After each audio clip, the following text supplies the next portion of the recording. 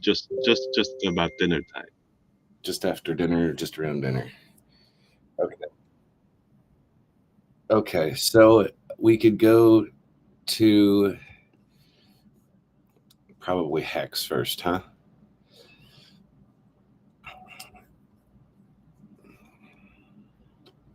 So right now we're sitting at 2.5 cents, just under 2.5 cents, according to the red line.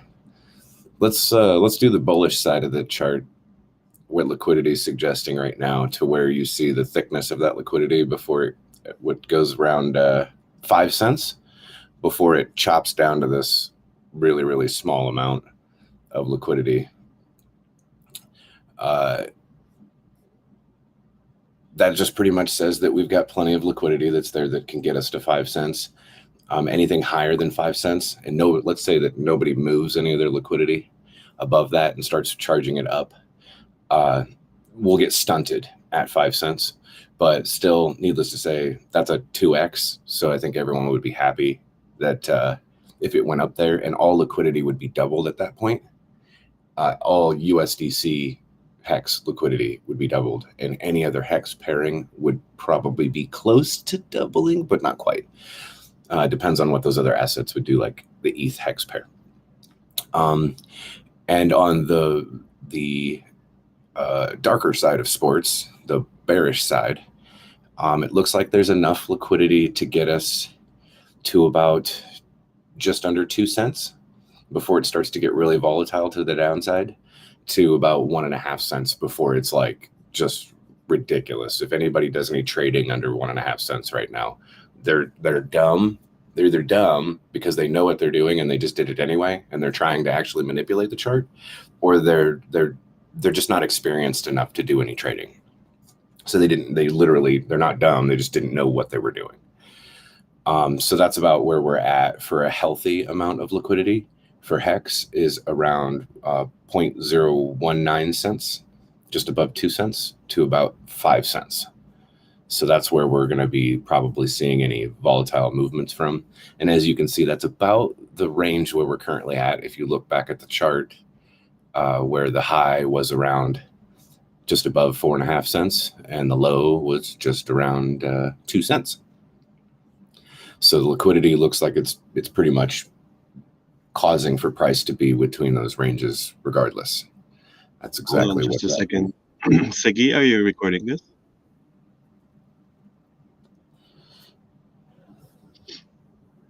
Okay, maybe not. Go ahead. Okay. I don't mind. It's fine. Don't mind the lines that are on there that I have on the Hedron chart. When we get to that, I'm not going to explain those. Those really don't mean anything. They're just points of interest of mine. Nothing to correlate to those. Okay, so we'll do Hedron next. Hedron to me looks like the most bullish price wise for liquidity. As you can see, there's not much liquidity underneath where the current price is, as far as like going down any. If the price goes down to its local low, then it's just going to bounce right off of that again. If it does actually go back down there to that, it's 5 zeros and a 1, about 6 zeros and a 9 area, there's literally no more liquidity underneath there at all. So it'll just bounce right back off of that, probably go right back to where we're at on the bearish side of sports for that. The bullish side of sports has us almost knocking off a whole nother zero from where we're currently at 4 zeros and a 1. But really, realistically, it looks about 5 zeros and a 3 is where we actually have a significant amount of support there. Which will get us to right about what we had back before we had this little drop off here that started to drop down.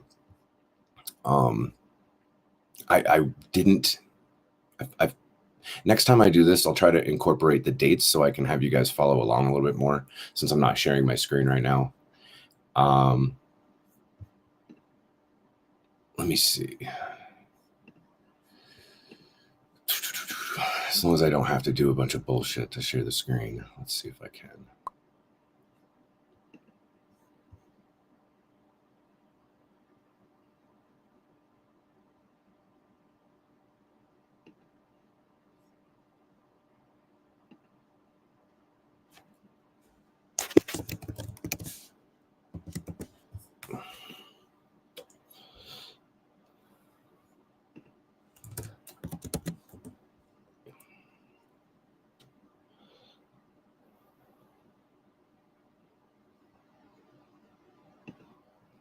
Okay, I'll have to do this later. It wants me to quit out of Telegram to get it to activate. So I'll do that later. So that way I'm not having to restart. Sorry guys. Okay, back to business. So yeah, we have support, a good amount of support in Hedron to, like I said, just above 5 zeros and a 3.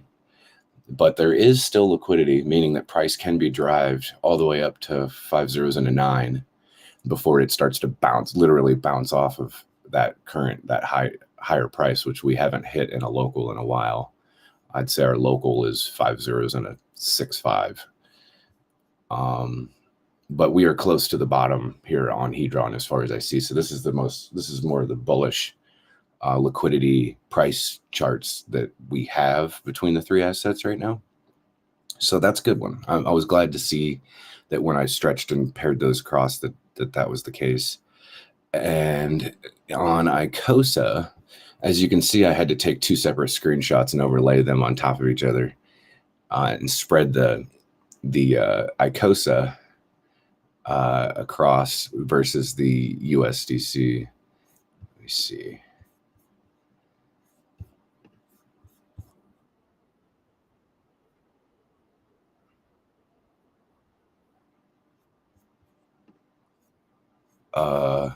What?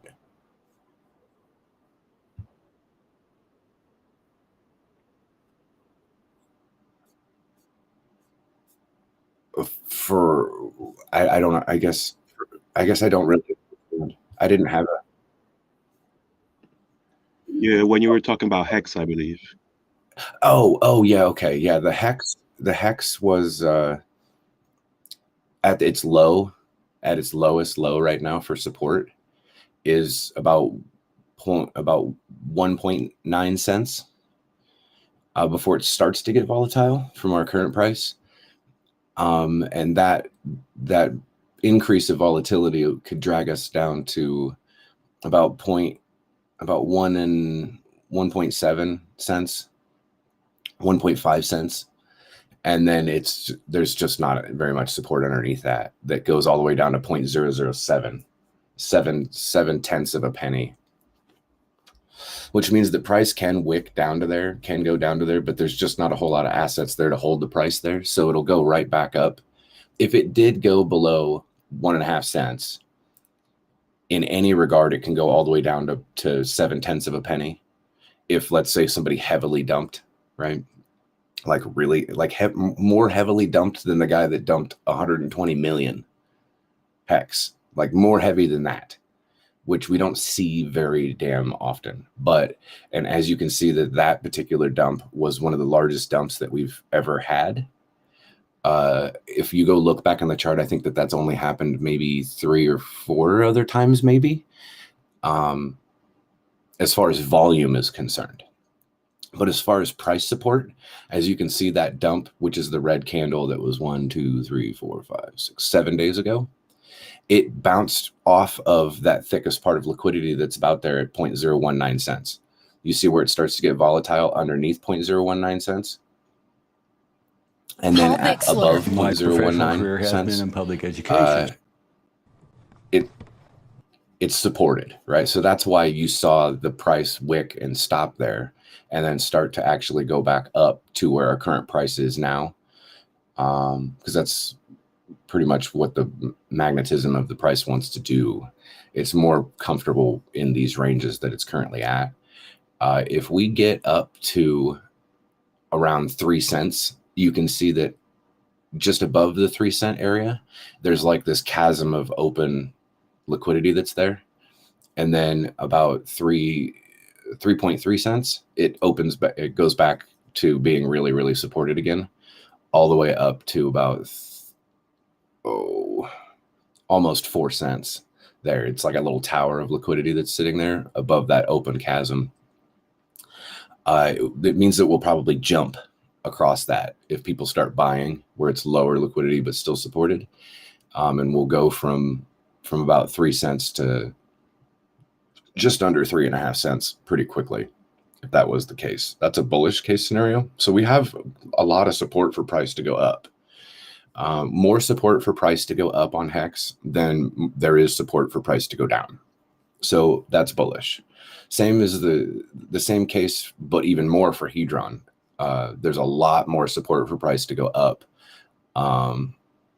significantly on Hedron, all the way up to, like I said, maybe even possibly dropping a 0. Even though it does get a little bit volatile after 5 zeros and a 3.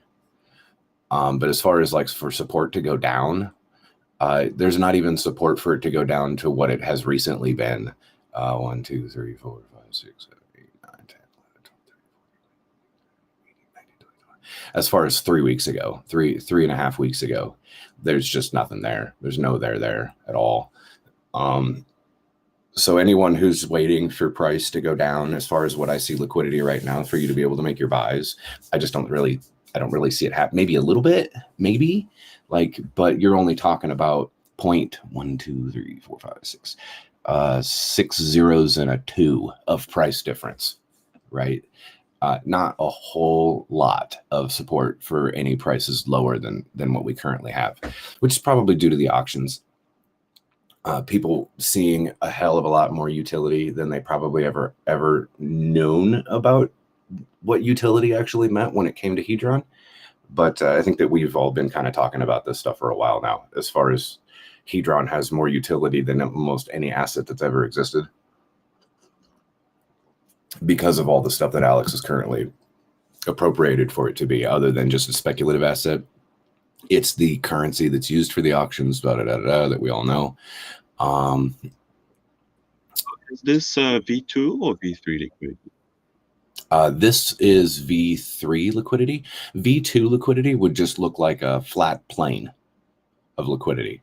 There wouldn't be these divergent amounts of assets within them, because when you provide V2 liquidity, it doesn't give you a range that you can apply it to. It literally just takes the assets 50-50. If you had $100,000, then it would say you take $50,000 and you put it into USDC from 0 to whatever the current price is. And then the other $50,000 goes from whatever the current price is all the way to infinity. So there is no variance of people stacking on top of each other that makes it look like what we are currently seeing in these ones. It would all look like just a plateau of constant from 0 to infinity liquidity that's currently there. So that's too easy to explain to people, and you don't really need a lot of charts to be able to do that. So that's kind of why I break down the V3, because it's a hell of a lot more complicated to go through and look at the V3 and where it currently sits and why price does what it does in those current ranges. I see. And where is the OA wall located then? That would be a different pairing that I do not have on here, because it's a hex, right? Yes. Or hex Hedron. Correct. Hex Hedron, yes. I could have, and I still can. I could go make a chart that takes the liquidity of the Hex Hedron and flip it on its head to the current price on Hedron, and then show you where the volatility would be when you're messing around with those particular pairs, which is important. I just didn't take the time. I just kind of wanted to go and throw out there the USDC pairings between the three assets, just to give people a insight, I guess, make them feel a little bit more comfortable about what's going on. I didn't really have, I guess I should have known better that if I was going to throw this up there, I would have ended up in the VC kind of explaining what was going on. But I thought it was kind of a pertinent thing to just come and do, because I haven't done it in a while. right? It's been probably a few weeks since I actually did any of that. And since we are in the Icosa chat, I figured it was also going to be pertinent to figure out how the fuck I was going, pardon my French, but figure out how I was going to actually create a chart for Icosa and implement it on there. So what I did is I just took screenshots of the liquidity and then split them in half pretty much. So that way I could separate the top side with the low side, because there is a lot, as you can see how, if you look at that Icosa USDC one, how above the price that all of the ticks are separated, where you can see the definitive dark lines in between the blue. That means that I took that and I stretched it all the way out to $2.25.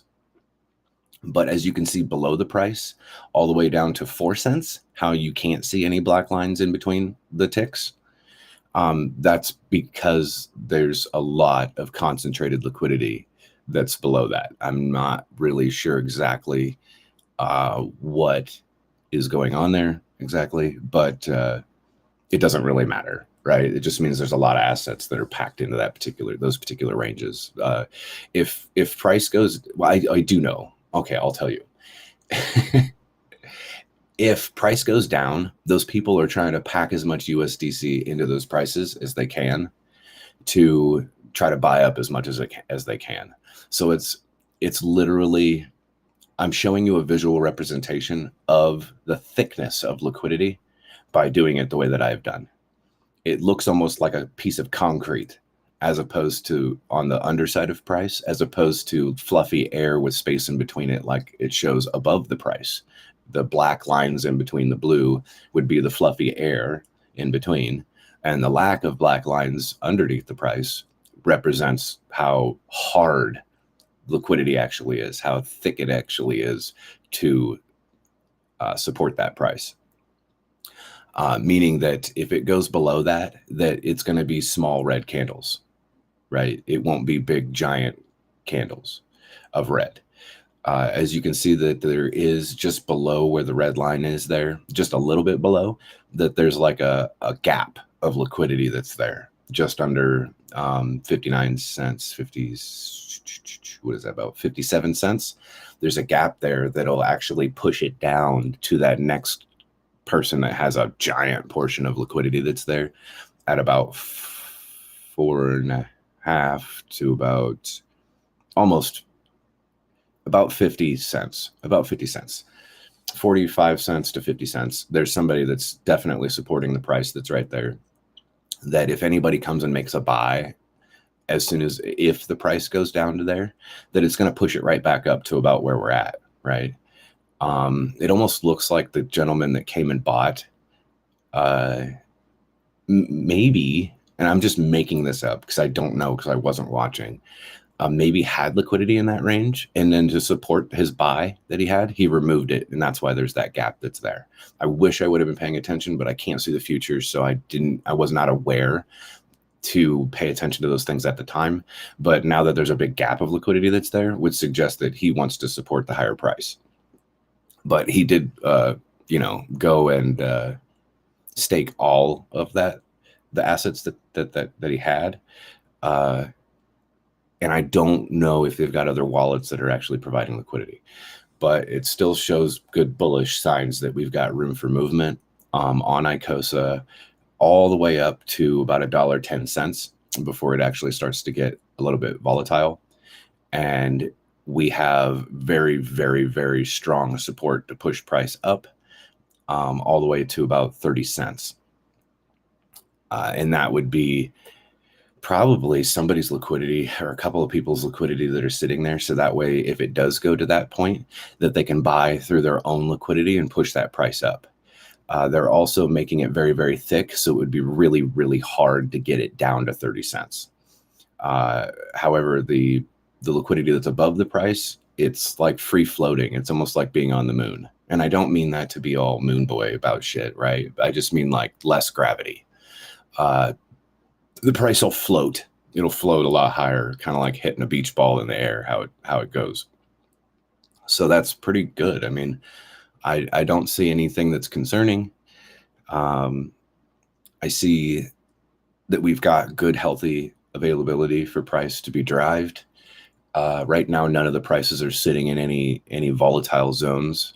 They're all kind of pretty much sitting in the healthy parts.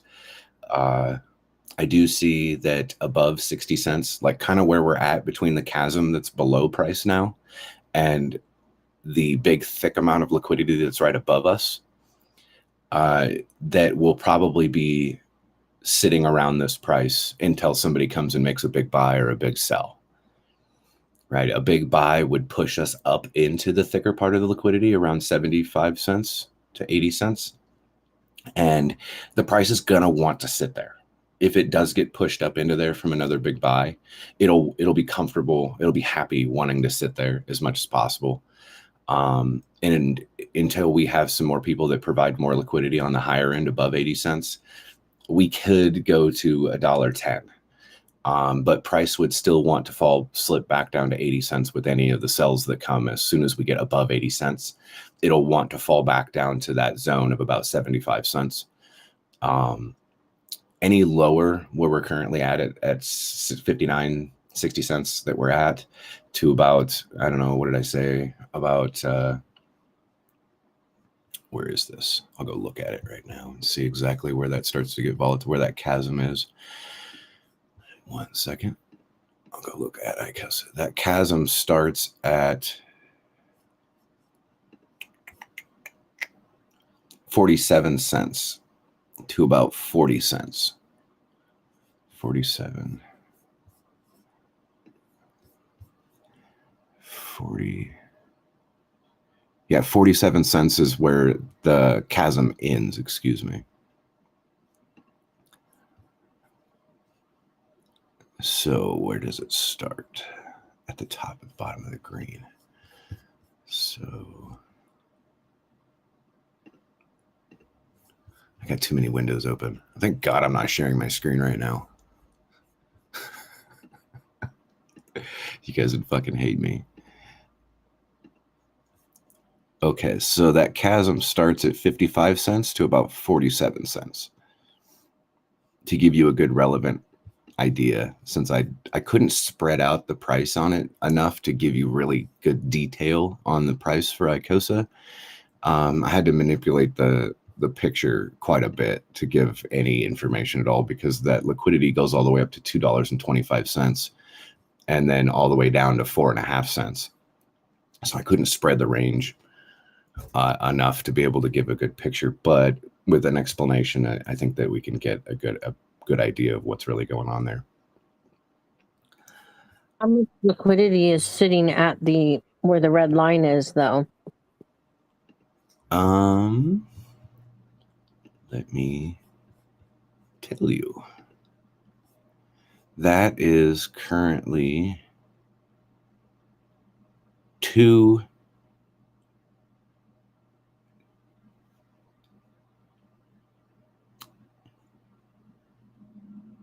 it says 2,700 K, 2.69 K. Yeah, I think when we get these big, my theory is, and my thought process is that, like, the Godwill or someone, or even just users, are going to start setting up these buy walls, and we're not going to be able to get these cheap prices again. It's very possible. When we get, that's an important thing to make mention of, because I mean, we can just guess, right? Like, we don't know what's really going to happen. But as we get closer to Icosa unlock periods for staking in the shark side, which we're just barely, February 13th that the Dolphins will have availability to play, with either their Hedron or their Icosa, which, I mean, maybe I can throw up some charts when we get closer to that and see, like, if there is liquidity moving around. I'm going to try to save these charts so that way maybe we can do a comparison as to how liquidity is moving, right? And at that point in time, I'll share a screen and maybe have like a class or some shit, right? That's if I have any time to do it at that time, since I'm about to go back to work here in a little bit. But I mean, it only takes maybe like an hour, maybe 2 hours to go through and decipher all this information and lay out the charts on top of it. And I'm really kind of doing this for people who don't have a trading view or don't pay for the trading view. To apparently someone had already taken my ideas and went, I'm not going to tell you who it was because I don't want to lay him out all over the floor right now or ever, really, because I'm not like that. But apparently had taken my ideas, had appropriated them from themselves, and utilized another dev to be able to create a trading view indicator. And recently I had come out of my silence about it and let them know on Twitter that I know what they're doing, and I'm okay and happy that somebody decided to take my ideas and use it to make an indicator on TradingView. But I did do it in a way so that the dev that probably thought that the guy that brought the information to him understood that the guy that brought that information to him was a lying douchebag. And it wasn't his ideas. It was him appropriating someone else's ideas so that way he can have clout and probably use it in his paid group. Right, I saw that. I saw that. It's wonky. I mean, it works, but it's yeah. And you don't get a definitive explanation as to what's going on because they don't really understand exactly what I'm doing here and how I do it. Because I'm literally the one that created the whole thing. So it's not so easy to understand. And like I said, it's not as easy as looking at one pair as what was discussed earlier about the OA wall and the hex that's there.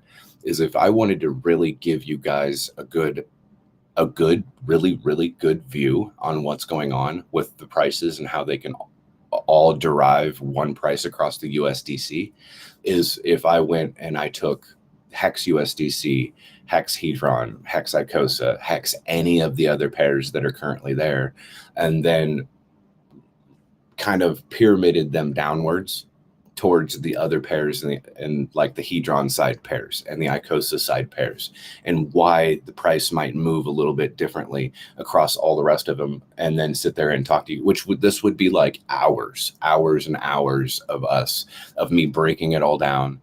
And first I'd have to create all the charts and then make sense of it all myself, look at a lot of data, and then just come in and kind of lay it all out for everybody to follow along and see what's going on, right?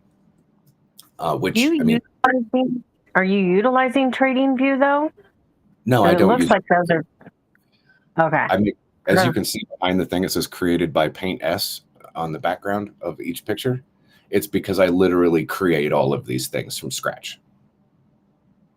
I don't have a program that goes and does these things.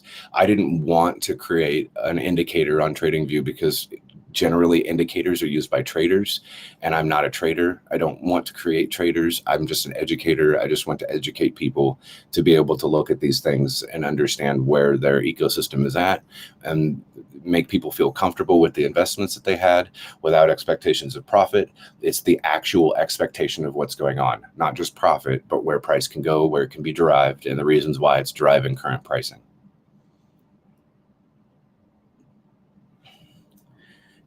If there was an indicator for these types of things and people actually understood where volatility started and where it stopped and the reasons why it is where it is, then it would give the traders an equal and fair playing ground versus the market makers. The market makers are the ones that provide massive amounts of liquidity to be able to appropriate pricing where it's at. So the market makers really quite literally always win. I will let you know that. They always win against the trader. How many of you have ever made a trade and then the price went the other direction? And then you think that you just have bad luck? Probably every one of you that's ever had to do something like this. There's a reason for that. All the time. That's right. There's a reason for that. It's because the market makers have set you up. And they will always do this because they have all the information, because they're the ones that are providing the assets in those price ranges. So having something like this where I do this, because people, I don't look at charts, guys. I never look at charts. I utilize the chart to give you an understanding of what you see there, but you'll never see me pulling fractals. You never have me, trying to tell you, off of recent pricing, whatever, that this is the way that things may possibly go, up, down, and all around and all this stuff. No, I'm going to show you, like I did with this liquidity, that price can be supported here, here, and here, and that's it. Right? It can still go any way, but only to a certain extent, right? Like once there is no more liquidity, then yeah, you can have price go very violent in one direction or the other, high or low, depending on, wherever we're starting to drive prices at. Like let's say Hedron, for instance, right? If it goes at the pricing where the red line currently is and starts to go down, right? And it goes down 1, 2, 3, 4, 5, 6, 7, 8, 9 ticks below, which is the cavern, the drop off, right? Where you see that it starts to lose liquidity for another 1, 2, 3, 4, 5 ticks underneath those, and then no liquidity at all. Let's say that red line went to the very bottom there at about 5 zeros and a 1. Underneath that, if somebody comes and sells, they are going to wick themselves very, very, very badly. Very badly. They will get nothing for their sell, pretty much. Not know what they did, what mistake that they had made.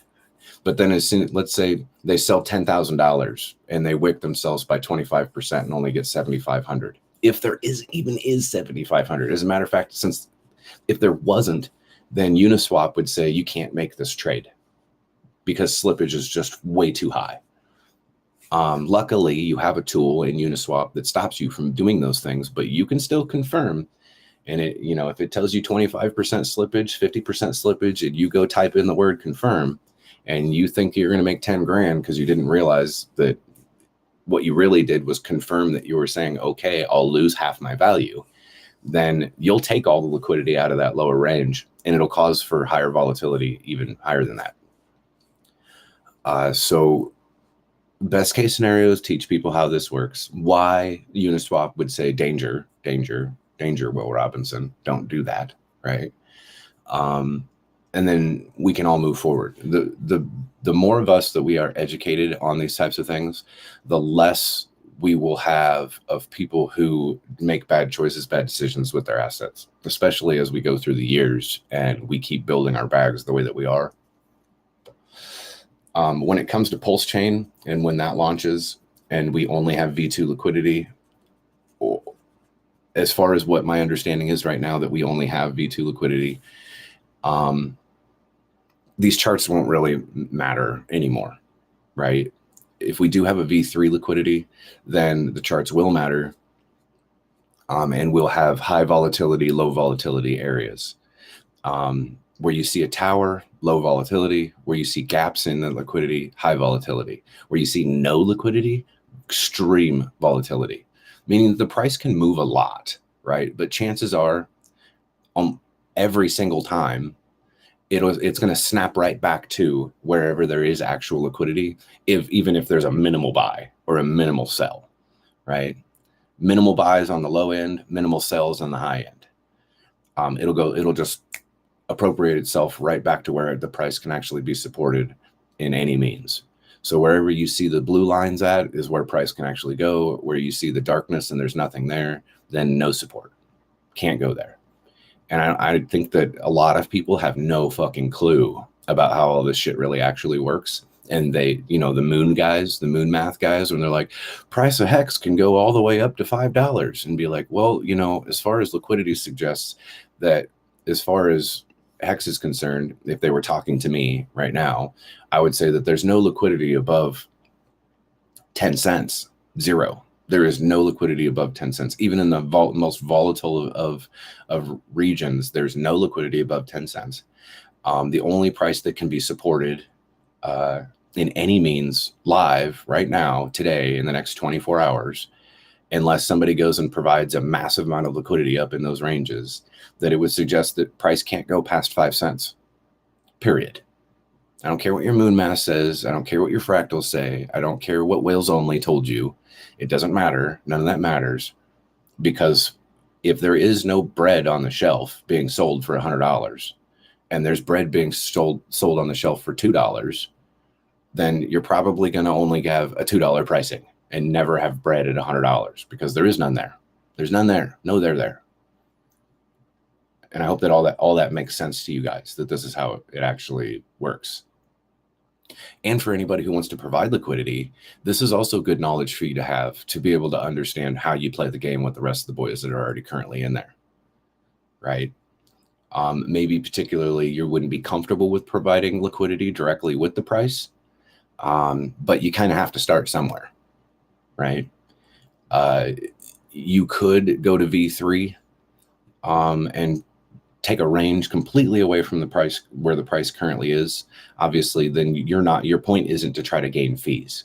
Your point would be to try to use it as a limit order at that point in time. And you're going to be watching it constantly. If price moves through it at any point in time, then you're going to be ready to pull it whenever you want. The same thing applies to the high side of liquidity and the low side of liquidity. If you're trying to make a buy, then you can go support the price. Where I would do it where it looks like price is already on a downward trend. If I wanted to make a buy in the first place, like right now, probably would be more of a I'm not really sure type thing. That's exactly what I would tell you if someone was like, where should I go sell assets now, or should I go buy assets right now? And I'd be like, well, with the recent showing of how price has been driving, that I would probably go, if I wanted to sell assets, I would probably go to, are you okay with selling at 3 cents? Are you okay with that? And if you're not okay with that, then don't provide liquidity for that range. If you're okay with something higher, then you're going to have a longer time range, right? If you want to have 5 cents, then that's where current liquidity stops. And it may take a while. Like, who's going to come in and get price to that particular range? Is it you? Are you only providing liquidity because you have so much money that you want to be able to buy and actually have price move? So then you go up all the way up to 5 cents to 4.5 cents and provide a massive amount of liquidity right there at that spot. It's going to get people, probably anyone who's like me that understands how this works, is going to see that coming if we're watching, right? And that wasn't always the case because we're busy. But if I saw a massive amount of liquidity all of a sudden get added between 5 and 4.5 cents, I would think something was fishy. Or if I saw, not fishy in a bad way, obviously, but if I also saw somebody come and put more liquidity across current price and up, and all of a sudden somebody comes in and buys, and then that liquidity gets removed and then reappropriated, like that gap that's between 3 cents, 3.7 cents, and all of a sudden that gets filled by what was currently removed, then it would show that that person is trying to chug along the price on an upward momentum because they know exactly what they're doing, and they also have the USDC to support the price that they just moved it to. And then if they can push it any higher than that, then they'll remove the liquidity below them, but they will appropriate more liquidity ahead of themselves before they went and bought across their pairing. And I hope that isn't getting confusing, but it's a way to support your own pricing. I watched Godwhale do this multiple times, all the way up to about 50 some odd cents. It was a brilliant way that they danced along and appropriated those types of pricings. By the way, I think it was only about 30,000 ETH to get from about 3 cents all the way to 56 cents. And some of the assets that I've seen in those particular wallets, 30,000 ETH is nothing. Absolutely nothing.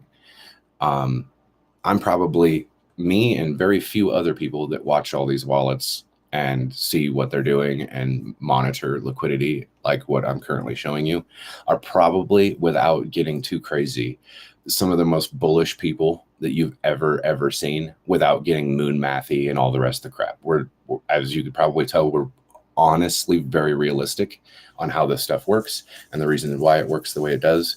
And we're not sitting there trying to convince you guys or push you guys in a way that gets you overthinking about how stuff is, but just tries to get you comfortable with where you're currently at, which I think is very appropriate, very responsible. Just kind of keep doing what you're doing, guys, right? Just stay faithful, stay just understand that everybody in the community, whether they're rich or whether they're poor, without any expectations, right? Richard uses those terminologies, no expectations of the profit of others, for reasons that you guys probably don't really realize. You guys are probably really, really sick of hearing that type of stuff. But if you had the understanding like what we did and the availability of being able to get price in certain positions and support them the way that we see that it can be done, then you would probably be like, have expectations of that. Sir. Yep. Executioner, a few days ago, maybe 2-3 days ago, Wales Only, it has a stream with Karim, and they were talking precisely that thing about Godwill. He's acting like a mini OA agent who is putting the liquidity on the price where they want to move it even. Yep. And they also they kept the USDC when the price is pumping and people also buying. He's also keeping that USDT because he's providing liquidity. Okay. I think that kind of move that Wales God will do is not only about him to make him more millionaire. It's also helping the hex itself, because when the payout is for 40% APY, maybe he go and stake a bunch of hex and reduce the APY. Okay, maybe his APY is getting too low. Okay, he's taking out the stakes. It's like regulating the APY of the hex itself, also providing liquidity, and he don't need to sell. He just put the liquidity and kept the USDC. You understand? Do you know that when you provide, I get, absolutely. That's kind of what I'm saying. So before, what was happening on the rise from 3 cents to 56 cents is he was appropriating higher liquidity in hex, providing hex liquidity up above the price, and then buying with USDC through that, turning all of that liquidity that was hex into USDC. So he was literally paying himself to be able to provide a higher price and actually taking a hit against himself, right? Because he was turning that higher priced hex into USDC stable. So he wasn't getting the value on doing that to himself.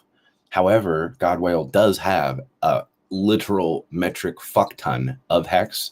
So even though he took a small hit by doing those things, he made a buttload of money off of doing that as well. And also, I will say that if you are a player like that and you don't remove your underside liquidity, then maybe what's really happening there is they're allowing for a shakeout. They're allowing for people to be able to get the weak hands to get out also while moving the price up. And then it wicks against them. And then he removes the liquidity, allowing for it to be volatile again, and then moves it up higher and then buys across his own pair, moving the price up again. So everyone that just sold got wrecked. I mean, they're weak. So who cares, right? They were weak-handed. They were weak-minded. They didn't realize what was going on. And when you're still put on the table and taking it out. That's right. Yeah. Yep. And that's what market makers do to traders. And that's why I said the market makers will always win and the traders will always lose. So, and Richard Hart doesn't always get into like these types of explanations so delicately like we do here, and maybe like what Wales maybe tries to do as well to try to save people, is that being a trader is not good. You will hurt yourself you might win every once in a while when market makers aren't paying attention because they got to sleep too. But I think the purpose of this movement, it has to be with the longevity of hex and the control of the payout of the stakers. And you guys know, you guys have probably heard of the DO1 address and the C400 address. There's been a lot of talk about all the selling that they do, right? Yes, everyone knows, but a lot of people hate the DO1 address. The OA, maybe even Richard Hart, maybe even God Whale, maybe even a couple other bigger players that you guys aren't aware of, might have those wallets. And they're the ones that are appropriating higher prices, and they're the ones that are selling to try to cause for these shakeouts to happen potentially. I'm not gonna validate that, because I want to leave a little bit of mysticism in the air, right? I think it's important to leave that mysticism in the air as opposed to just telling you guys exactly what's going on. The reason why that would be is because I don't want to have argument. I don't want to argue with anybody, even though I do have the facts. I do have everything to be able to see exactly what's going on. And I'm not going to lay that out for you guys. But I can speak in a way that it's like, if you guys are involved in this ecosystem, then you guys are making good choices. I can say that, right? For the future on how things are going to go. I do not take Richard Hart lightly when he says things like Hex can go to $10, Hex can go to this, Hex can go to that, or whatever. Next stop $100 and shit like that. I don't take him very lightly with that at all. I think that him and other people that are in the ecosystem know exactly what they're doing. They know exactly how to do it. And even on the low side, they know how to shake out the weak people that are easily manipulated by the words of others. And I'd like to have a group of people that aren't easily manipulated by the words of others. Executioner, I thought the same thing. I thought that the selling was to actually give opportunity to those that want to buy at a lower price. It just looked very methodical to me. It looked like they thought that the end of the world was coming, and they had been in for so long, even though they made lots of money off of it, selling at a low like that. So that had crossed my mind. Also, I wanted to say that Richard really did stop me from trading, because I did trade. And, when you trade, you're right. You after a while, you do see the swings back and forth, and it's always against you. So, I stopped completely trading ever since I was fortunate enough to run into Richard. So, and, it's just accumulation. Yeah, I mean, and it's not only just giving people the opportunity to buy at a lower cost. It's doing both. It's shaking out the people who maybe have a lot of the assets that are like, they're getting tired. Their fortitude is not as strong as it used to be, and they just want to get a way out. So they allow for that to happen, and they allow for people to buy at lower prices too. You can usually tell in the volumes how that occurs. So in any respect, like, they're doing a great service to the asset for sure. And then having these other assets like Hedron and Icosa attached to Hex, where we can have anyone who's extremely bullish on Hex and sees how Hedron and how Icosa appropriates their price by being tied to liquidity through them at certain moments more than USDC, sometimes less. Just kind of depends. The psychology of it is really hard to put your finger on as to who's doing what and why. But overall, you don't lose that sense of bullishness when it comes to Hex, at least in my opinion. Like, knowing and seeing for years how the market makers have appropriated their pricing has opened my eyes quite a bit. Like, I've learned a lot from just Hex, just watching Hex. Market makers provide liquidity, where they do it, why, seeing price move around. It's just beautiful. It's probably some of the most beautiful shit I've ever seen in my whole entire life. Excellent. The stake, that the 2 billion stake that that's already staked for 45 days, it's giving 350,000 hex daily for that stake. That's all the way to make money, man. Because if you buy every day 350,000 hex, you will pump the price also, no? Yeah, and if you have it illiquid eventually, then you can provide liquidity in other price ranges to continue either shakeout or good buying positions for other people. I guess it depends on your mentality on how you want to invest or sell, depending. I don't think that there's a whole lot of us that demonize either side of it, right? If you want to buy, great. If you want to sell, awesome. Like, just do whatever you want to do. But becoming a trader and trying to buy, sell across these things, doing like that, multiple movements, buy in, buy, sell out, buy in, sell out, buy in, sell out, you're just going to chop yourself up. Like, especially in this ecosystem, because the market makers are going to allow for you to do those things, and they will let you chop yourself to pieces. So it's like we have a code, an immutable code that works in this particular, very beautiful, specific way, that the more assets you have and the longer that you stake it, the more you can be rewarded by the code itself. And then utilizing that same code across Hedron and how you appropriate Hedron, and then using that same code as a deflationary type of mechanism through Icosa means that we can play these same games and do this same stuff across all those assets, which makes it even more bullish, especially for people who like really feel like they've missed the hex train, which they didn't. I mean, honestly, guys, you didn't. You absolutely did not. How silly would you feel to have that mentality and think that way, which we know there are people that do. You know, see a 2.5 cent price right now, and then when it's 10 cents later or 20 cents later, how much they're going to be very happy that they did what they did, right? It's silly to me to think that this is like the last market cycle of all market cycles. Like USDC or the United States dollar is not going to disappear. I don't care what you're reading on the news. I don't care all the crap that you see about, you know, the Fed doing whatever it is they're doing to try to weaken or strengthen the dollar. Like, the dollar's not going anywhere. It's not. There's other countries that are out there that have inflation that is millions of times more worse than this, and they still utilize the dollar, and they're doing just fine, like Japan, right? They're doing just fine. As a matter of fact, Japan is probably one of the only countries that doesn't have an inverted yield curve. They're doing fine.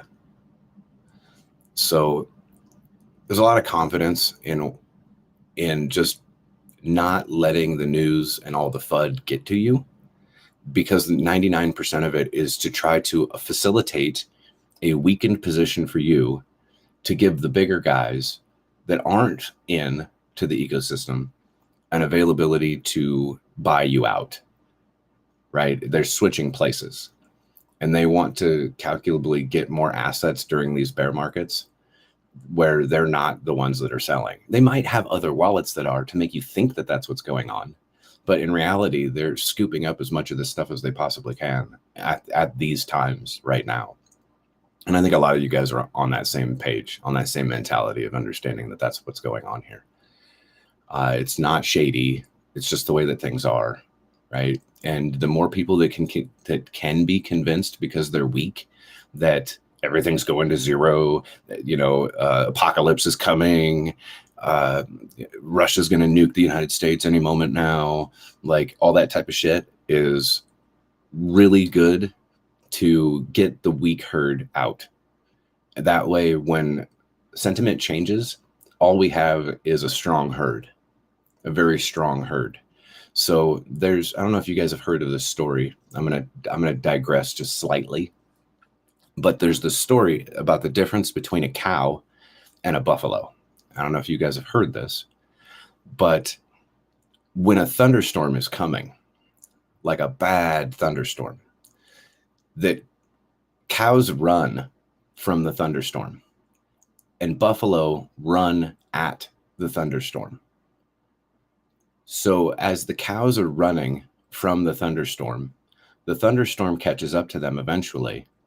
And while they're still running from the thunderstorm, because they're running with the thunderstorm now, they currently remain in the thunderstorm for a long, long, dreary, miserable period of time because of their being scared.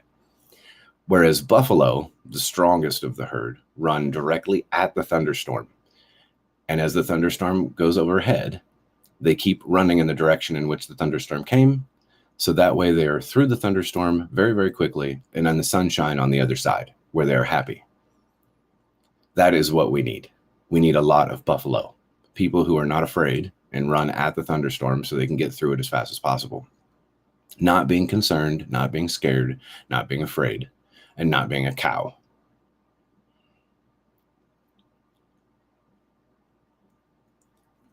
That's I hope that really was interesting. Yeah, and I hope that was visually helpful in your minds.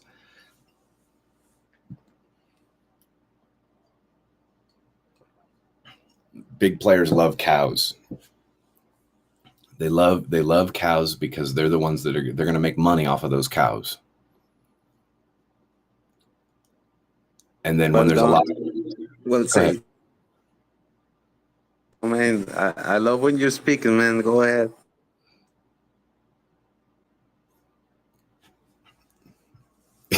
you just wanted to tell me that you love how I speak. Thank you. I appreciate that. Does anybody have any questions?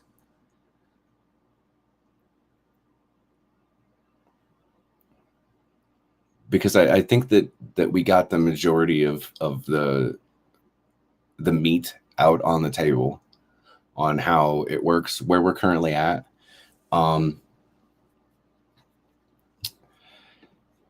Is what we're currently seeing a bull trap? Fuck, I don't know. I don't pay too much attention to Bitcoin these days. I haven't talked with the financial side of the Hex community so much lately to see what their sentiment was based off of the Fed and the things that they're currently doing, to see if this is institutional money that's coming in that caused for Bitcoin to come in, or whether it's the government buying assets that are coming in. My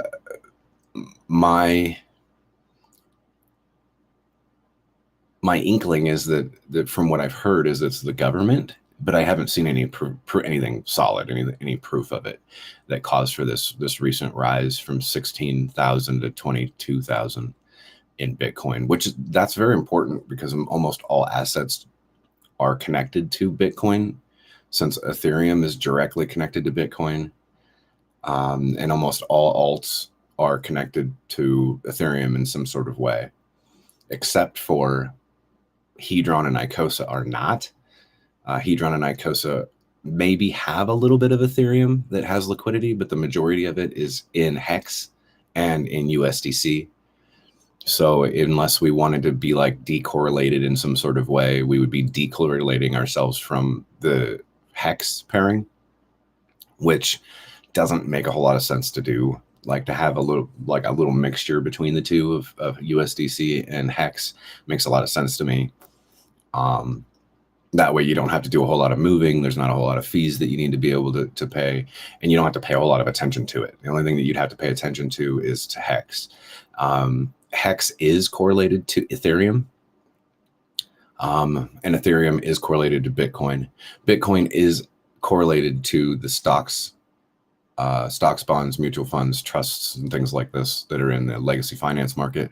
So at least in the three assets, if you wanted to see like what is going to cause for volatility to go one way or the other, then when it comes to Hex, then looking at Ethereum and looking at Bitcoin, it would be an important thing to do. But then also seeing where liquidity is actually being provided, then you'd know like how volatile it actually is. And that would be one of the reasons why I actually make those volatility charts, to show you guys that even if Bitcoin does go in any way, south or north in a violent way, that it can only go so far south and it can only go so far north in the correlation between the two. Recently, we've seen more of a correlation to USDC, meaning that there's more USDC liquidity than there is Ethereum liquidity, which caused for us to look like we're not correlated. As Bitcoin goes through the roof,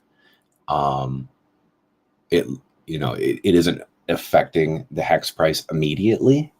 It seems to be that it has a lag in its correlation between the two, but then it is affected afterwards, right? Like maybe almost a day later or half a day later, as you can see in looking at the hex price that as Bitcoin goes up, eventually hex follows along with it. And then whether Hedron and Icosa are tied through their liquidity really, really strongly to hex or not, then it'll be the same thing. Like if it's really, really strongly tied to hex, then when hex moves, the rest of them will move too. Green candle happens on hex, green candle will happen on Hedron and Icosa. But if we're tied more to USDC, that just means that it will become a green candle eventually, just not as quickly, just not as immediate, since there is liquidity that correlates them together. If there's lack of volume between Icosa and Hedron to hex, then you'll see a definite green candle or red candle, depending on whatever hex is doing at that time. The more volume that we have across Hedron and Icosa kind of mixes it up a little bit. If hex has green candle only because Bitcoin went up and it's correlated to Ethereum, and then somebody comes in and sells a buttload of Icosa, right? Then obviously we're going to have a green candle on hex and then a red candle on Icosa because it was directly affecting the cost at that time because of direct liquidity involvement. But it'll still try to, the correlation between the two will still try to pull that price upwards just because of the correlation, even if there is selling that's happening across that particular pair. It just won't be as volatile. It just won't be as big as the green candle on hex. And you watch this, you can watch this every day, every hour, every minute, every trade, every volume, any amount of volume that happens, you can see that they're directly correlated. Now, most people just don't understand why, right? And that would be like the conversation that I would have more if I were to like go through every single pairing and create a chart for everyone to see.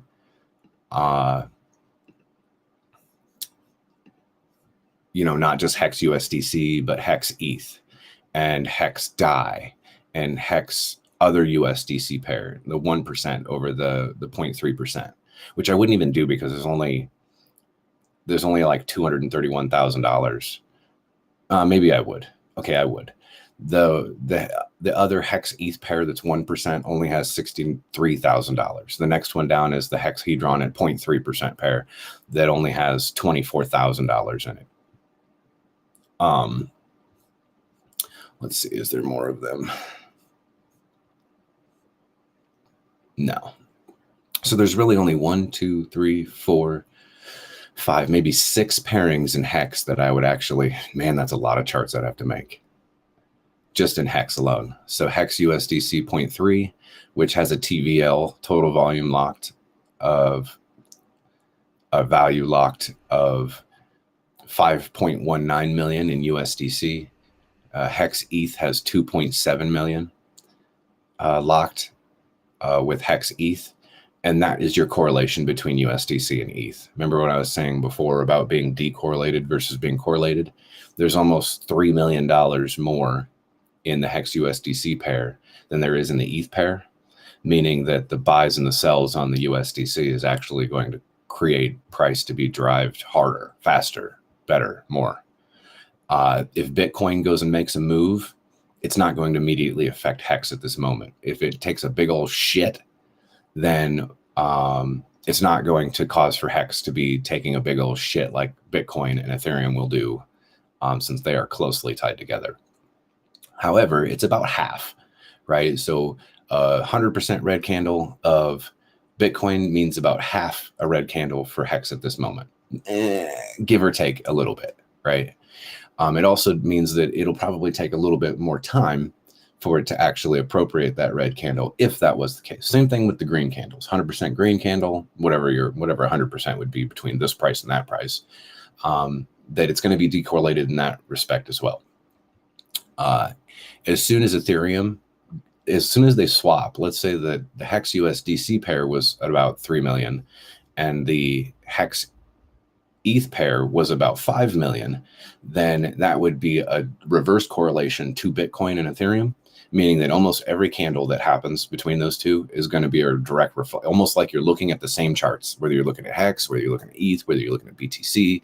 And that's the reason why almost all the alts that you see out there that actually have liquidity that's tied to Ethereum which is in any essence tied to Bitcoin, that all the charts look the same because they're not decorrelated through another pair like USDC, which is a stable.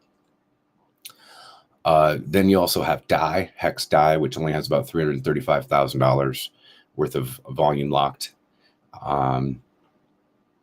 which does, depending on where that liquidity is currently at, it does help the USDC one as well. And then there's another Hex USDC. Almost all of the main dollars that are in here is in the 0.3% USDC, 0.3% DAI, and the 1% USDC. Almost everything else has been kind of lowered. Hex Hedron pair only has about 24K. A lot of people would be like, oh shit, that doesn't sound like a lot. That's good. Because then price can be correlated to it extremely. It has very little divergence of price that's being correlated to it. So that means that those charts between Hex and Hedron are going to look very similar, right? Which it's almost like ready to go to the moon, as the Moon Boys would say, right? Excuse me.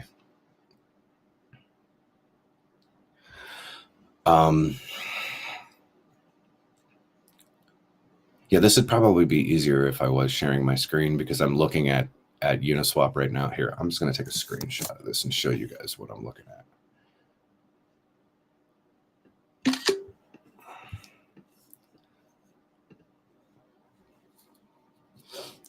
So that's what I'm looking at right now. There's $11.5 million that is currently in the value that's locked in liquidity between all of them.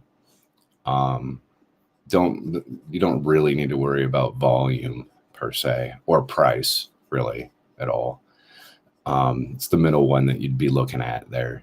There's a lot more pairs, but as you can see that after you get to past the 0.05 and it only has 10 cents locked into it, that the rest of them underneath that they're not even worth looking at, right? But this is what I mean by correlation. It's almost all correlated through these stable pairs. So when ETH does a major move, or Bitcoin does a major move, that Hex is going to slowly appropriate itself where it needs to, however the hell it needs to do it. It gives the market makers a hell of a lot more control of where the asset's at, to either do like what was stated before, allow for the community to have a lower buying entry position without causing for price to go bonkers and move against yourself. And it also allows for the market makers to shake out those traders, right? I think that Buckfut is planning within the first quarter to launch fiat, right? And this isn't in no way like a shill, right? Even though I do like Buck, I do like him a lot. But right now in our ecosystem, we just don't have a way for people to utilize Hex ecosystem assets to get leverage and let the traders kind of move the fuck away from Uniswap and go over to there to go get wrecked on their own, right? Just let them go do their thing over there. And whether they listen to me and they're like, oh yeah, he doesn't know what he's fucking talking about, I'm the best trader in the world, then that would be like 99.999% of all the traders out there that think that they're top shit. And they can go over there and they can they can win, they can lose, they can do whatever the fuck they want. And I think that it would be really, really good for the market makers to have more of a availability to continue to do what they've been doing for years now, and not have the traders come in there and try to manipulate the price, right? It's better to let the market makers manipulate the price, because the market makers are here, guys. Like they're in the voice chats, they're in the social media, right? Just to give their feelers on how the community feels, right? The more raged that everybody is, the more they're going to allow for them to get out, but only at a low price. And to those that are like, oh shit, I need to get my copy before Pulse Chain comes out, you guys are loving these lower prices, loving it, because then you guys can stack up more at 2.5 cents, 3 cents. And the market makers will facilitate that as well, before all of a sudden network go burr, right? Everything just starts to shoot through the roof. And then when actual sentiment suggests that we're on the other end of the market cycle towards the bull, then you'll start to see the assets be more correlated towards Ethereum, which means that less money that we have to spend, less work that we actually have to do. We can just let Ethereum, as it starts to go up from 1K, 12K to 4K again, and then maybe on its rise to 8K. I mean, there's potential that it could 5X and go all the way up to 25K, in my opinion, right? It could even do more than that, potentially, right, in this next bull. I would say that a 5X in Ethereum on this next market, on this next cycle for the bull, is being very, very conservative, very conservative. But as being conservative as I like to be, 25,000 Ethereum, $25,000 Ethereum means we need Pulse Chain. We need it to come out because those fees are going to get ridiculous potentially, because they still got some work to do. They still have a lot of work to do to be able to get sharding working. Hell, they're even, I think that they, not I think, but I know that there's some sentiment that they're going to push back the unlocking of the staking for Ethereum back to September, which I think that when I had already heard that the Mt. Gox coins were getting pushed back towards September, that I came out immediately into this chat and told everybody that I'm not a fortune teller, but I'm pretty sure that we're going to get some speaking that's happening or some sentiment that's going around that they were not going to release the Ethereum's unstaking in March like they said they were going to, and they're going to push it back. And then about a week later, there was already sentiment going around that's saying that they were going to push it back to September, which, I mean, at that point in time, I was like, fuck, maybe I am a fortune teller. And I think that even in the chat, I said that I would start doing palm readings for $100 an hour, which was a joke, obviously, but still funny nonetheless. I don't always expect to be right about those things, but after having, what, a year and a half already of seeing these types of things happening, it was kind of very obvious. And I'm sure a lot of you guys didn't need me to tell you that. So do I think that the bull run is started? I don't know. I still can't give you that answer, because in September, when all the Ethereum gets unstaked, how far along is Ethereum going to be on their updates? What is that going to do to the price at the time? Do the market makers assume that it would be best to try to stunt the prices and keep them low, so that way when people do come, that they just can't sell? They would rather not sell at a loss. Or do you allow for the bull to actually run its pricing up and then give those people a good out, you know, for being staked, good behavior, good whatever, which is going to cause red candles. And Ethereum is directly tied to Bitcoin, like I had said before. So the Mt. Gox coins that are coming out is going to hurt the Ethereum price if there is a massive amounts of sells that happen at that time. It will. So all things to think about, all things to consider. But at least in our ecosystem, we don't have to worry about that so much, because we got people that are more intelligent than me, that we got people that got way more money than all of us put together, and people who got their fingers in all these aspects of finance, that some of them are market makers, some of them are builders, but they're all here, and they all love Hex, right? They all are doing the most benevolent thing that they possibly can, and generally you don't see them do anything to actually hurt the asset. Some of those big giant entities, I've never ever seen them do anything to hurt the assets, ever. Everything that they've always done has been a very justifiable means as to what was going on during that time, as to why they would do what they're doing. And that's always a really bullish thing to see, right? Especially since we've had so many. Go ahead. Hi, Executioner. Just thought I'd say hi, and really good to hear your voice again, brother. Thanks, Rich. Appreciate you, bro. I don't know. I just had a stick up my ass this morning when I got up, and I was like, I'm just going to create these charts again and kind of give everybody an overview of what I see. And like I said, not trying to create any hopium, not trying to get anybody swung from one side to the other, happy, sad, whatever, right? Just giving you a very neutral understanding of what's going on right now and why prices are what they currently are. And that's all. That's it, right? I'm not going to moon math you. I'm not going to moon boy you. I'm not going to try to pump you up and do all the rest of the stuff. I prefer that you guys just take the information that you see, maybe with a little bit of the education that I'm putting across without actually telling you how to think, and then just making the best choices for you guys, right? And in some senses, it's just you guys doing what you're already doing now, right? A lot of you guys aren't dummies. I know that for sure. So otherwise I wouldn't be in here trying to explain some of these things a little bit more detail. So that way your guys' already understanding of how things work can just be a little bit more solid. Or if there is any open opportunity for argument, then I'm opening up the table for someone to unmute their mic and come tell me that I'm full of shit. And then we can go dive into that as to the reasons why you probably are the one that doesn't understand what's going on and why I'm absolutely 100,000% correct. And I'm not even that type of person because I don't even care whether I'm correct or not.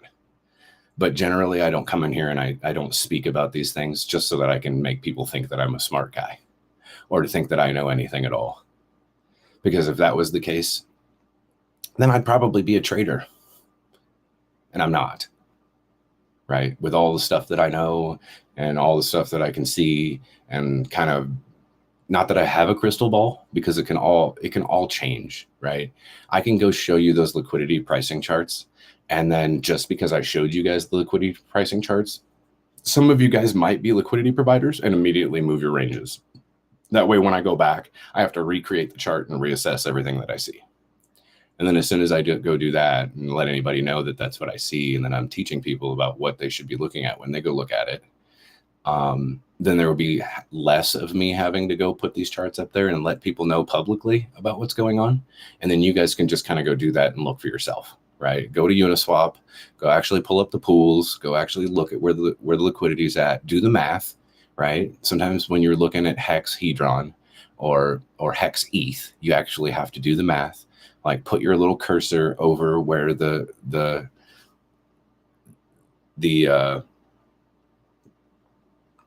bar of liquidity is at, right? The single bar of liquidity, which will tell you what the math is, and then just divide, right? Just do it that way.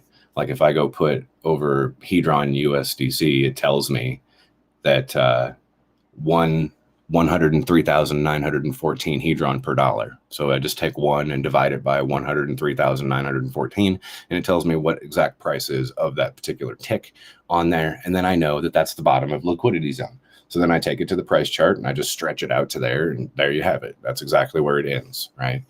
Same thing on the high side. Jesus.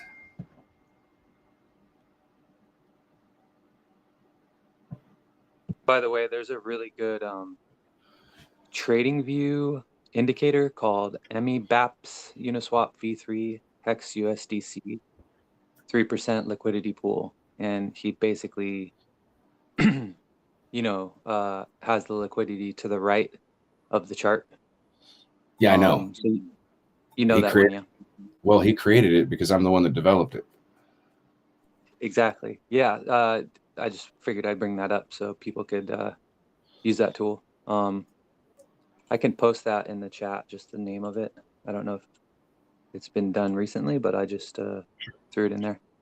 Yeah, go ahead. I'm still gonna create because they're kind of funky, right?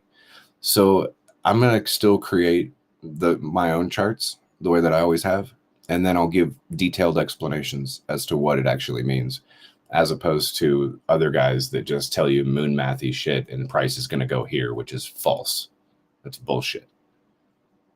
To tell you to go show you that and then put a line that like, oh, price is going up, like is stupid as fuck, in my opinion, to do. It's just trying to convince people to do shit under their own means. And I'm not here to try to convince you guys to do anything other than what you're currently doing and have better understanding, and that's it. But yeah, go ahead and post that. Because it doesn't directly tell you that. It's only when people take and copy it and then go put their own shit across it on their little paid groups to go to try to convince people to go buy into their liquidity ranges that they possibly have right there so they can try to extract value from them.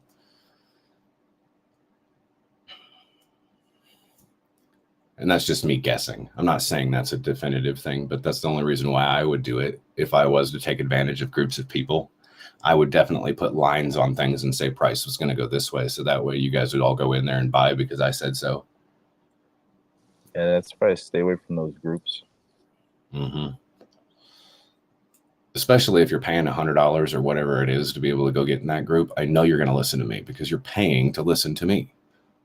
And then I'm going to use you, all of you, against yourselves. And it's only going to help me. Really do like Access Alive, but I do know that he's falling into that category here soon. I am going to be as positive as I possibly can, and I'm not going to talk shit about anybody. You guys can make your own choices on how you feel about those types of individuals without me trying to manipulate you into feeling a certain way. Because I know how we can get. We can all have that gang mentality. If I started to say the certain things about certain people, that all of us would just go ape shit on that particular individual. And I don't, even though I don't agree with how they do, how they operate, I'm not saying Access Alive per se, but even though I don't agree with how they may steal other people's information and use it as their own, try to propagate that they know all these things when really they don't. I don't think it's right, and I'm not going to lead a manhunt against them for those types of things. I'll just let them keep doing what they're doing, and I'll call them out on their bullshit as nonchalantly and as vaguely as I possibly can, without being the guy to lead the charge. That's on fair that. enough. Yeah, that's fair enough. I do appreciate all the information that Access has shared so far, you know, without prior to creating his website and stuff. And I'm not shilling him. It just came to mind when you said that. I'm not part of it. I appreciate the value that he shared, you know, freely with the community so far. And I think there's some really good value there. But like you said, Executioner, you know, the TA can only go so far. And understanding liquidity pools can only go so far. You know, you really, if you're paying to have someone do the work for you, you're losing. You know, people need to educate themselves and do all this stuff themselves, because otherwise, you know, information can be manipulated to the benefit of whoever's providing it. yeah, absolutely. You always have to wonder when somebody tells you a definitive statement, like price is going to go here, or price is going to go there, or you should buy now because market sentiment is this. Like, you have to always sit back and think to yourself, what is it that they're actually trying to accomplish by doing that? Because I can almost say that everything in these ecosystems is not definitive at all. Not at all. Not in the slightest. Because like I said, that I can go show you a liquidity to price chart, and immediately those market makers could go move after I made the chart, even if it was 15 minutes later. That would suggest that even what I'm showing you is not definitive. It's a good suggestion as to where volatility can be created, where it starts and where it stops, which is good to be able to have that understanding. But unless 15 minutes later, when the market makers moved their assets, I went there and I looked at it and created the chart again as an update, then it just wouldn't be relevant anymore at that point in time. Exactly. Like right now I'm looking at the the one I just posted in the chat, right? This indicator that you can put in your trading view, and the last time when you look under release notes, the last updated liquidity was 5 hours ago. So, you know, it's already outdated, and it looks like he updates it maybe once a day or something. That could be the case. Yeah. And that's what I would do too. I mean, if I was to take the time, like today, I went and looked at it at like 10. What time is it now? What? I've lost time. Holy shit. Okay, yeah. 10 o'clock is when I started. I probably got done creating just the 3 at about 11, and have been in here for about maybe an hour and a half, 2 hours, talking about what those were. I mean, even with that period of time, liquidity could have shifted, right? And then everything that we had educated ourselves on for looking at those types of things could be irrelevant at that point in time. But what's not irrelevant is the education that could have been absorbed right? That could have been digested by those that weren't completely aware how liquidity works, how price is derived, which is probably the most important part to me, right? Just the education side of it, free of charge, right? I'm not going to tell you guys that there's some paid group that you need to go to just so that you guys can pay my rent and keep me not working. So that way I can provide these types of services for you guys. Which would probably be the better case scenario, that I'm not trying to manipulate anybody. It's like, if you guys can keep me from working, then that would be great. But, you know, you guys also have to keep me fed. You guys would also have to keep like my insurance paid and keep all the rest of my stuff. This is the reasons why it would be what it is for the cost to be able to get in, depending on how many people would actually be there. If there's 100 people in there, then I'm not charging anybody $100 a month to get in. You know what I mean? I wouldn't have to. Maybe $10, maybe $5, right? But I'm not even going to do that. I'm not even considering any of that. I don't even give a shit whether you guys want to pay me or not. I don't care. I just want to build a community, because I'm going to be here for a long time, guys. I've got 5555s too, right? Like, and I'm not going to EES those things at 7.5 years like a lot of other people are, right? I'm going to keep them rolling, because I know how the code works. And I think that's the best way to actually utilize these protocols, is the way that they were designed. Yeah, it gives you the opportunity to be able to do this, that, and the other, get your principal back after a certain period of time. But what was the fucking point in even going through the 7.5 years to be able to get the interest in the first place if your intention was to get your fucking principal back? Why not just hold it liquid that whole time? That's dumb. You could have just been a trader and chopped yourself up, or just, I don't know, go put all your assets in a hardware wallet and throw it in a safe somewhere and forget that you even did anything with any of these assets at all for the next 10 years, and then come back. And don't be stressed out. Don't be worried about, you don't even have to learn a damn thing about any of it. If you wanted to make it that easy on yourself, go back to work, pay attention to your kids, pay attention to your family, work hard on your job, be a good person, do all that shit. Stay out of these chat rooms. Don't be manipulated. You know what I mean? Like, it would be a lot easier for you to do it that way. As long as you're in this ecosystem, I can say that. You want to go get into Doge, or you want to go get into Shiba Inu, then you could probably, more than likely, still do the same thing with them. But then there's 14,000 other shit coins that are out there that you would have to every day pay attention to what's going on. Every day look at liquidity, if there is any at all. Maybe you even got yourself involved into an asset that didn't even have liquidity in the first place, where you caused slippage on the way in, or you paid taxes on the way in. You'll have slippage on the way out, or have to pay taxes on the way out. And you'll learn a valuable lesson that that's not where you wanted to be. And then maybe eventually, through the luck of you just bebopping around and doing random shit, you might end up in the Hex community, where you'll find out that all the other shit is garbage. All of it. Ethereum, not garbage. Lots of utility. Bitcoin, there's a lot of talk about it, but it's the original. It's the OG. Almost everything derives its prices off of that. And large legacy finance guys know this. They know this. There's only 22 million millionaires in the United States.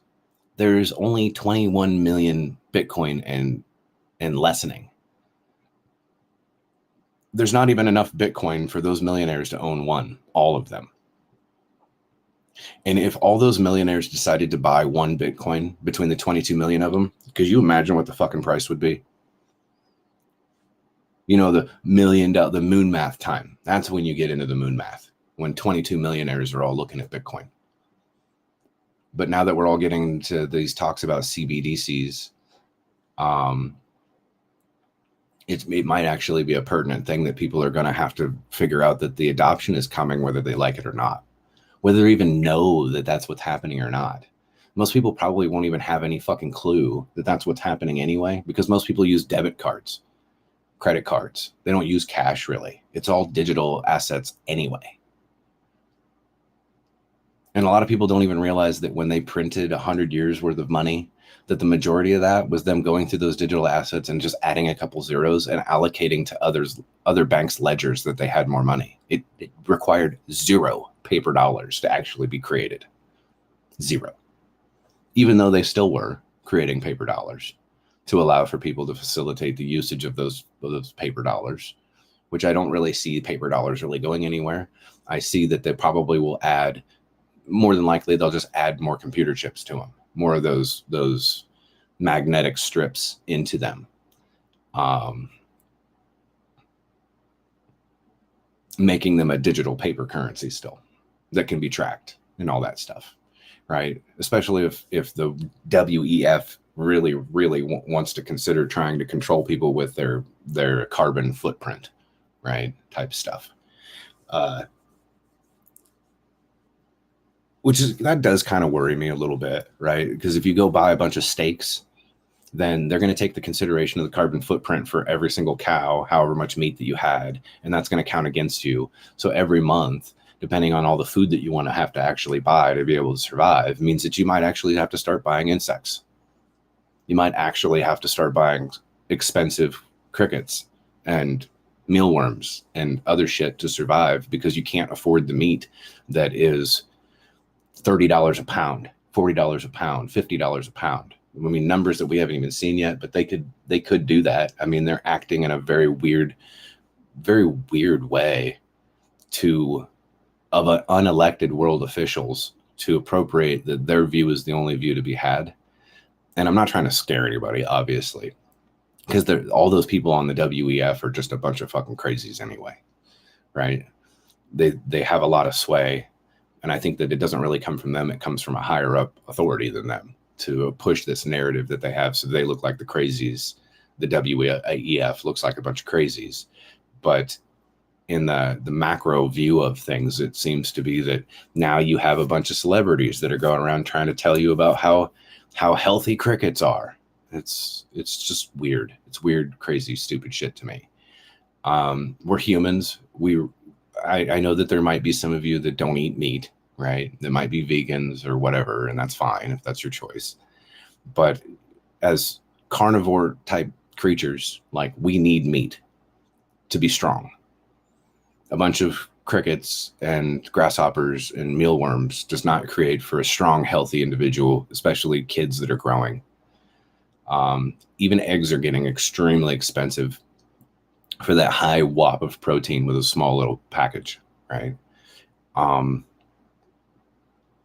Anyway, I'll digress from that type of talk so that way we don't have to get into that. And I guess I'll just defer to any questions that may be had when it comes to assets and cryptocurrency stuff. Hey, Krishna, how you doing? Hey, DJ. I've been following Reggie Middleton and his claims that he owns patents that will affect DeFi central exchanges going forward, and he also claims that he owns the patents that affect that affect Ethereum and also Aave, which obviously would have an impact if his patent claims are correct, which I have absolutely no idea. He seems to be absolutely adamant that he's going to be chasing everybody. He's already gone after, I think, Circle and Coinbase, and he says there are other people he's chasing in line, including Aave. I don't know whether you know much about it or you've been following it. What do you think the impact will be for things like Buck's project, Fiat, and even Pulse Chain if he does have such a claim? I'm not exactly sure what these patents are doing and how they can actually affect the ecosystems themselves. I'm not even sure who this gentleman is. I'll have to actually look it up. Here, hold on. I'll do you a favor. What is his name? It's called Reggie, Reggie, Reggie Middleton. Okay. I think I have heard of this guy before. Yeah, so he did actually, he spread a lot of FUD when Pulse Chain was first mooted by Richard, because Richard he was actually quite derogatory and a little bit racist towards him on a podcast, and Reggie took great offense to it. I think he's got a little bit of I think he would like to see Richard fail in his Pulse Chain launch, and I'm not sure whether he's on his target list as somebody to actually chase down, but looks as though he's very serious in his his claims, and he's as I said, he's actually got to court with Circle and Coinbase, I think, and apparently there are more to follow.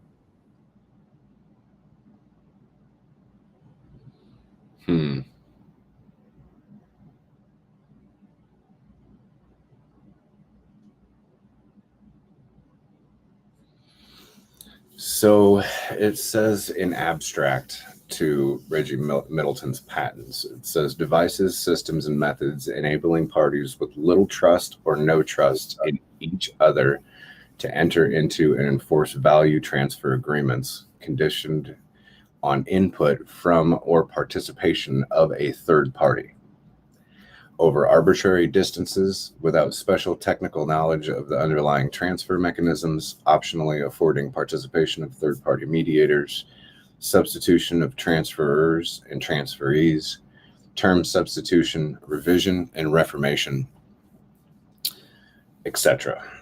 Such value transfers can occur reliably without involving costly third-party intermediaries who traditionally may otherwise be required, and without traditional exposure and counterparty risk.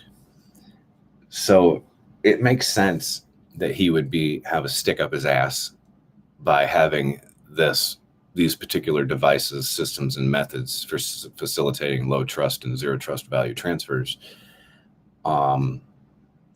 When he didn't have these applications available in the United States until 2021 in the United States, even though he did have a priority to have it back in 2015. It still wasn't appropriated until 2021. And Richard Hart had already created an asset in 2019 that already took this away with zero middlemen, zero third-party risk, and extremely trustless. No trust needed. First mover advantage, bro.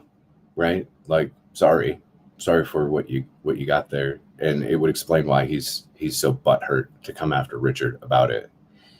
How it would affect things like Aave. Aave already exists. I think that as long as you understood the patents that came out in 2021 in the United States, that all you'd need to do is change a variant of that. So the constant stays the same, but the variation of how it gets from point A to point B is different. Then he's got no grounds to stand on to be able to utilize his patent against the ecosystem. And I'm pretty sure that the devs and Richard Hart are smart enough to understand that. And I haven't talked to Buck about it, but I would have to say that he doesn't just go Google stuff and then move forward from there, right? He probably has his close confidants around him that have a wide array of information, and then they move forward from there. So I'm sure that they didn't just copy Aave and move forward, because I think Aave was around before 2021. So then again, that patent would be invalidated to be able to use against them, even though he says that he's going to come after Aave, right? Like, I'm sure even the developers of Aave can just be like, fuck you, which rightfully so. But the rest of us moving forward would have to pay attention to those things, because if somehow, some way that you were to develop something that had trustless smart contract, he's trying to envelop his creation to supersede all of that shit, to envelop it in his jurisdiction of being able to control it. But I mean, just like any other patent, you can work your way around it as long as it doesn't fall in his diagram on how he sees that it needs to be controlled, because he has third parties that can be intermediaries involved through the acceptance of the people who have trust or no trust with it, that don't need it as far as investors. So I would say that he can try to affect the DeFi community, but I don't really see him gaining much ground with any of those types of things. He can try, but I don't know. It seems like a bunch of bullshit, honestly. brought it to your attention because I think it's just worth being aware of what he's doing and what he's trying to do. And as I said, he claims he invented the whole of DeFi. So Yeah, I read that. Yeah, it's kind of what's the name of the British dude that tried to say he was Satoshi? you're not talking about Craig Wright. Yeah, Craig Wright. Like the only way that I would give this guy validity, this Reggie Middleton validity, is if Vitalik came out and said, "Yeah, no, I got all the availability of smart contracts to be smart contracts because Reggie Middleton came to me and gave me these schematics, and that's how we developed it. He is the owner, the creator of all these things." Then I would give him some validity, and he would also have some backup and some firepower on being able to come after these other things that created their. So what is it like? Anything that's ever created in DeFi or centralized finance on cryptocurrency now has to be developed by fucking Reggie Middleton? He's just saying, look, pay me a negotiated license, and if it's a reasonable amount, I'll take it. Yeah, I think that this guy is just trying to cause waves. There's nothing that, I mean, I can say that I developed DeFi and go put out a flowchart and be like, no, I was the one that did it. And so could you. Anybody could. Doesn't mean that we're being honest. There's another question about how you can enforce it, even if he was to get a judgment, a civil judgment against somebody for violating it. I mean, how the fuck are you going to enforce that in crypto? Yeah. Especially since we're anonymous. Unless it's a central entity like Coinbase or Circle, and those are the two sort of low-hanging fruits that he's going after at first. But I mean, he's kind of hinting that he's going after lots of the big players. They're not really crypto though. They're centralized corporations that have bank accounts, assuming they're operating in the U.S. Normally. But I mean, I don't know how it's like going after the Tornado Cash guy. It's like, what fucking grounds do they have to put this guy in jail for creating software? It's so stupid. He's not responsible for how people use it. So, and I don't see how Reggie's going to enforce against anybody that uses software. It's so fucking stupid. It's not just outright invalid for being overly broad. I don't see how they're going to enforce it. I see it as completely fucking useless. It could be used to kind of trip up, business relationships and prevent institutional investment. But I don't know. Real crypto is not interested in that, from what I can see. I don't know.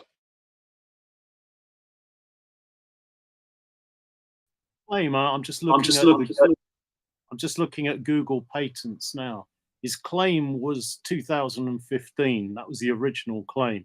Obviously, he's gone through some processes since then and either added to it or developed it. But he's claiming that he invented it in 2015. So anyone coming in after that using anything that is similar to his patent, basically he's got a claim on it. I think his claim with Circle and Coinbase is something to do with stable coins. He's arguing that he kind of invented the stable coins. So anything that they're doing with stable coins, he should be getting a cut. And of course, Coinbase are using USDC and Circle, and I think that's what he's going after first, as his sort of, as I said, his low-hanging fruit. But I think it's just good that the community's aware of this ticking, possible ticking time bomb in the background. Whether it will ever come to anything, I don't think he'd ever be able to go after anybody who's created something that's decentralized. It's certainly interesting seeing how the SEC treated Veritasium and all that, but I'm more curious to see how whether they release his coins, whether he goes after CoinMarketCap or Binance somehow with respect to how they advertise Veritasium on their ranking list with like warnings and shit like that. But yeah, his involvement in this patent is super interesting. But I don't know. I don't. It's like, what the hell are you going to do with that in crypto? I mean, that the beauty of crypto is that you're inherently judgment proof. So good luck with that, you know. Yeah, and I see that he didn't have a worldwide application in 2015 with the United States, just Japan and Canada at that moment. And then, which anything from 2015 to 2021, as far as the United States, it wouldn't have fallen under that jurisdiction for the application in the first place.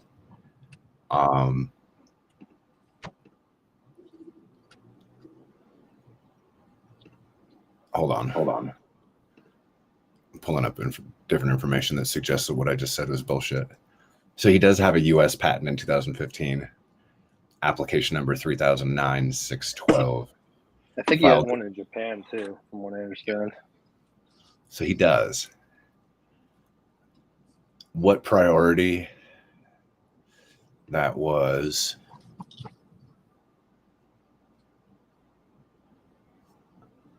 cryptographic mechanisms or cryptographic arrangements for secret or secure communications, network security protocols, including means in verifying the identity or authority of a user of the system, or for message authentication, authorization, identity authentication, data integrity and data verification, repudiation, key authentication, and verification of credentials involving digital signatures. So that would be anything that you use the KYC for, which that only expresses that the 2015 application is just for centralized entities like Coinbase and Crypto.com and any of the other ones that use the KYC for off ramps. So that does make sense. Why go after them if they didn't already include him. What is this U.S. application? Family litigation filed. 2022 publication. Status is still pending. So it's not even done yet. So it seems like he's trying to work his way to be able to figure out how he can incorporate himself and weave himself into DeFi, but it hasn't. The event of active status hasn't been appropriated yet, like the 2015 one in the United States for centralized exchanges.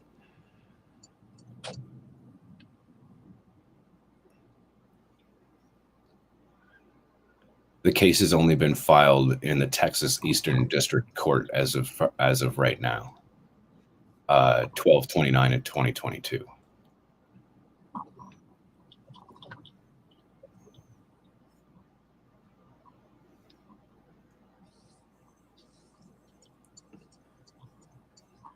I still see status pending for the application filed by the individual for the 2021 worldwide application. So it's not active.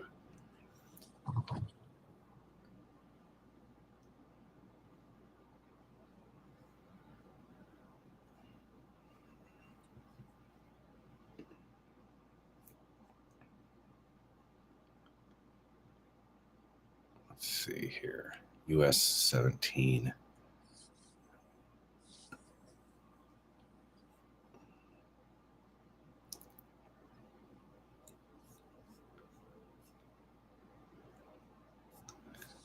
US 17.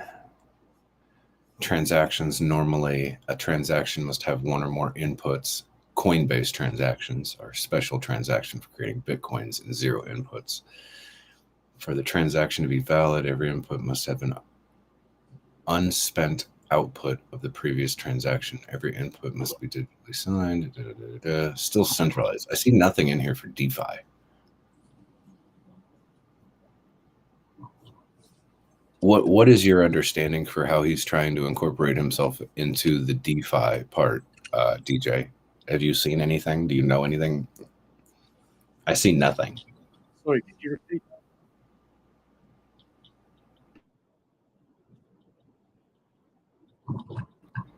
Are you? Was it just like something that was said by the wider side of sports that wasn't validated? No, I've seen all his interviews via his Twitter. I follow him on Twitter, and as I said, every time he's interviewed, he's just absolutely adamant that he's seen a little bit like Richard as someone who's ignored, but he's going to come through. He believes in himself, and he believes in his patents, and he believes he's going to take down the centralized element of the industry, including Circle and Coinbase. As I said, I'm fascinated by his claim. Unfortunately, the patents, they're so technical, I wouldn't be able to get a grasp of them anyway.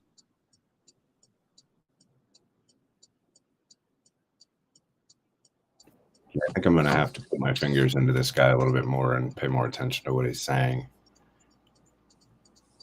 especially when it comes to DeFi, because I have a feeling that if I hear him saying anything about DeFi, that it's just going to get underneath my skin, and I might have some pissy things to say about it, maybe.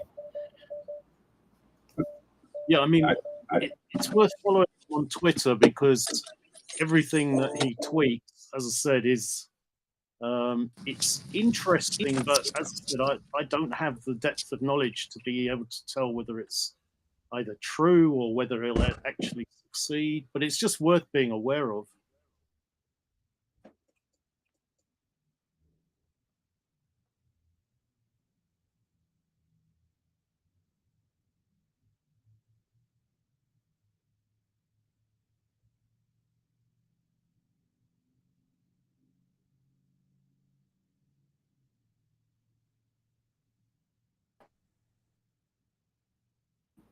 It's funny that, like, in his description, it says disruptor in chief.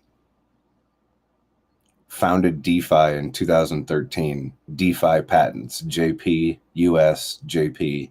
Predicted all financial crises since 2007 and self-sovereign finance. But yet all of the patents describe centralized finance and not decentralized finance and how they operate. How is the guy that founded DeFi in 2013 even incorporating himself into centralized finance? But all the patents actually describe what those patents are about, are to enforce his availability to be involved with centralized finance, but not DeFi. It makes me think that this guy doesn't really know what the difference is between the two. Or he's trying to spread misinformation to keep people confused that there is a difference between the two.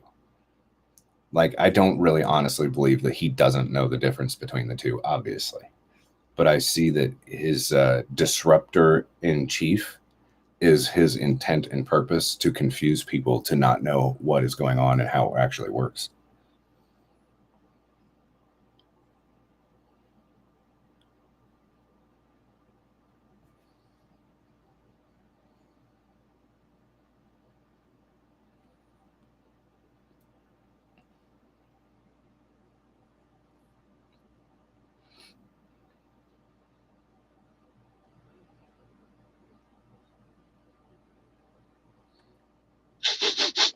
Yeah, smells like bullshit to me.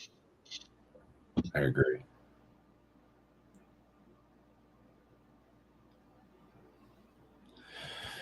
Okay, how long is this patent enforceable for?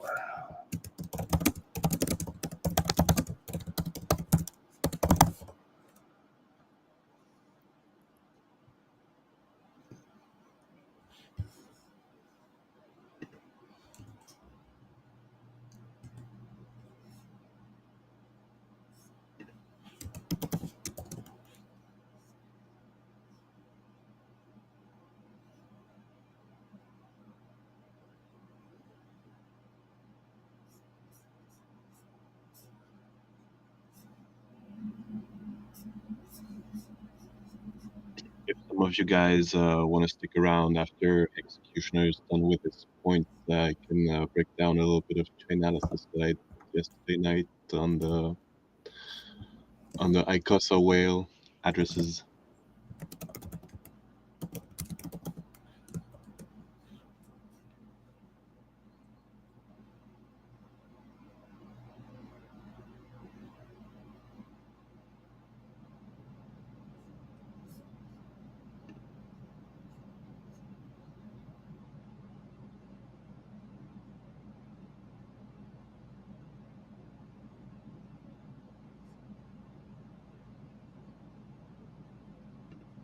Hey, Execution, I just sent you a link to a video.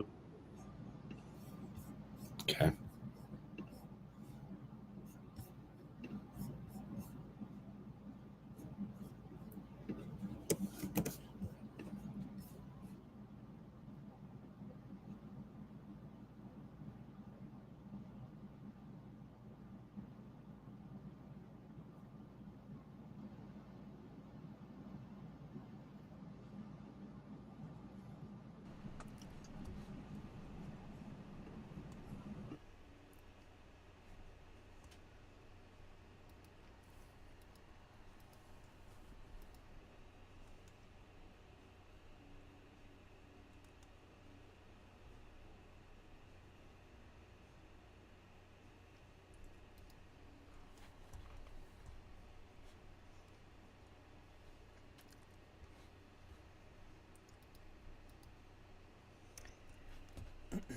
Hey, we got 2 questions from YouTube chat.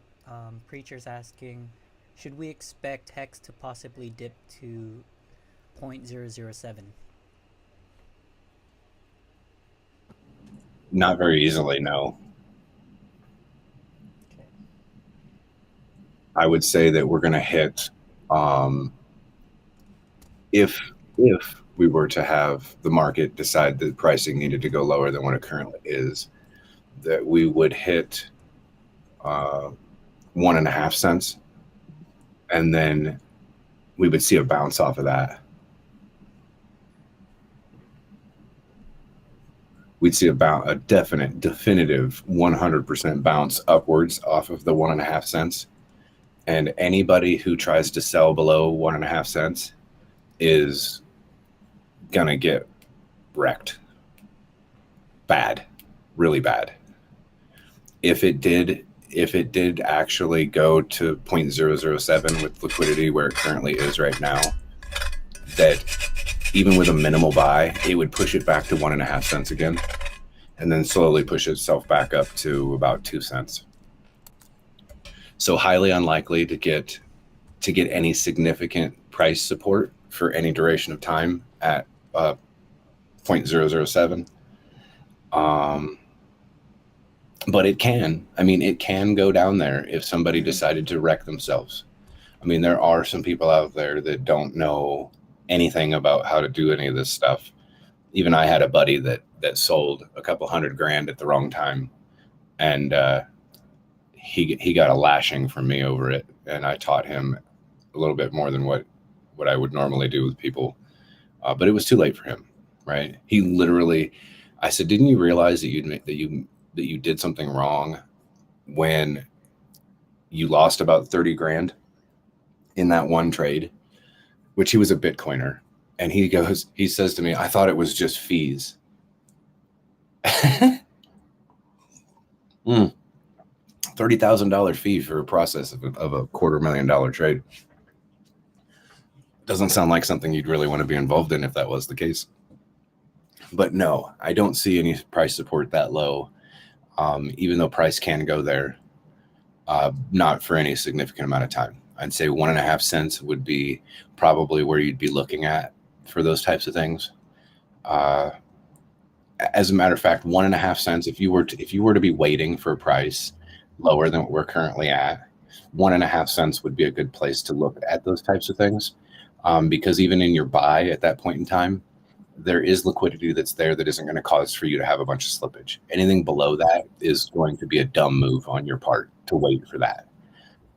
Even if you were to buy at 0.007 at that time, you would you would incur a lot of slippage against yourself, while anyone that's selling in those ranges would incur a lot of slippage against themselves as well.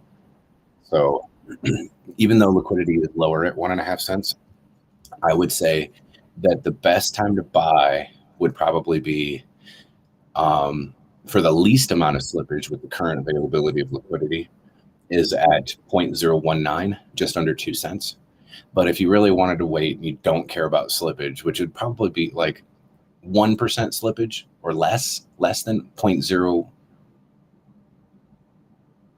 slippage, excuse me, would be right around the just under 2 cents, 0.019.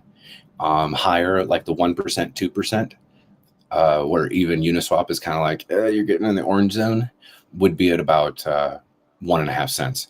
Below 1.5 cents, Uniswap is going to warn you. It will tell you that you're being silly and you should stop. Why there's even liquidity in those low little ranges down there is to only allow for price to go lower. So probably a shakeout from other people.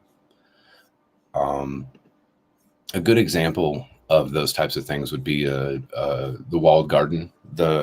Back when we were at like 15 cents before our rise to 50 cents, how it looked like the OA had appropriated large buy walls between 6 cents to 3 cents, where it stair-stepped all of its liquidity. I don't know how many of you guys have been in the ecosystem long enough to remember that. But when you looked at those things, it was odd back then for everyone to be like, why is somebody providing liquidity all the way down there? And nobody knew that it was the OA.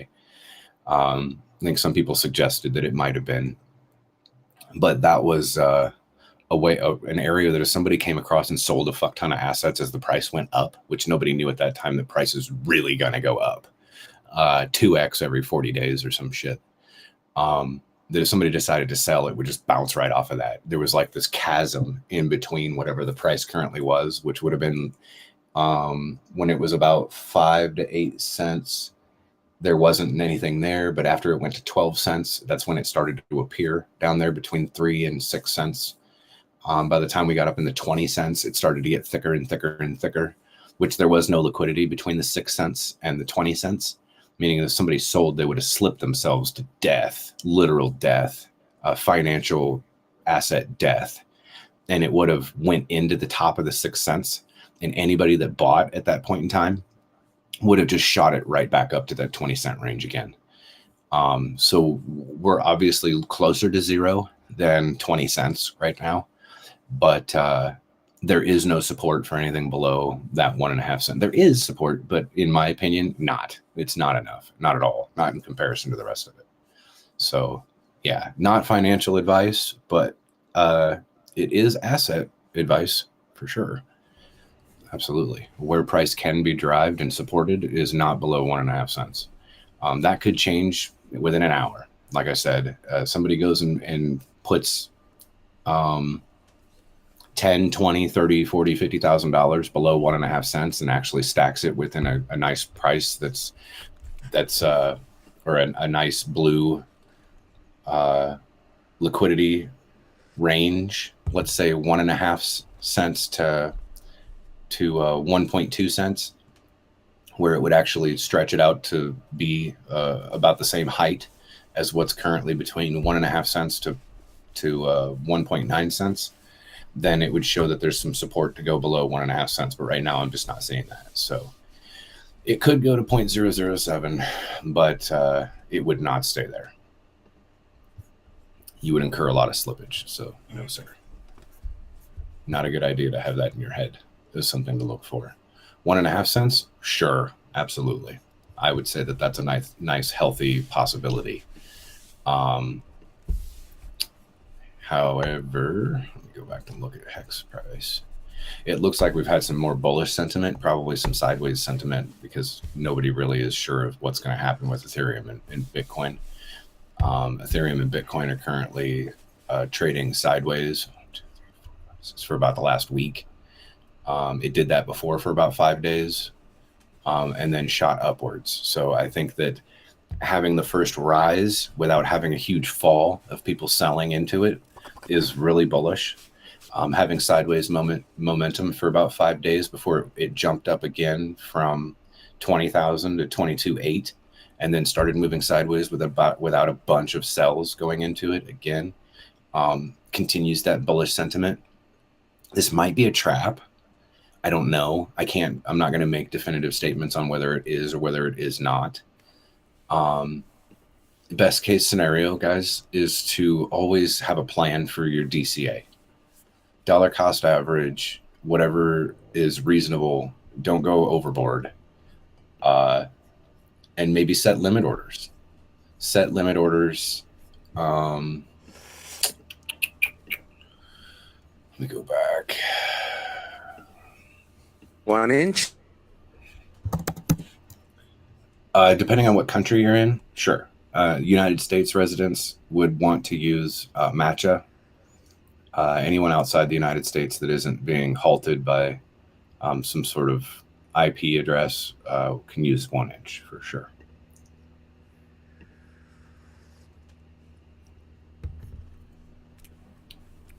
So yeah, I would, if I was to do a limit order, I would not set it at 0.015 cents or 0.0155 cents, because that's the end of liquidity where the volatility starts from 1.5 cents till about 1 penny. And then there is a small little amount of support that's there to about 0.007, from a penny to 0.0017, about 0.3 of a penny, but not enough at all. Not enough at all.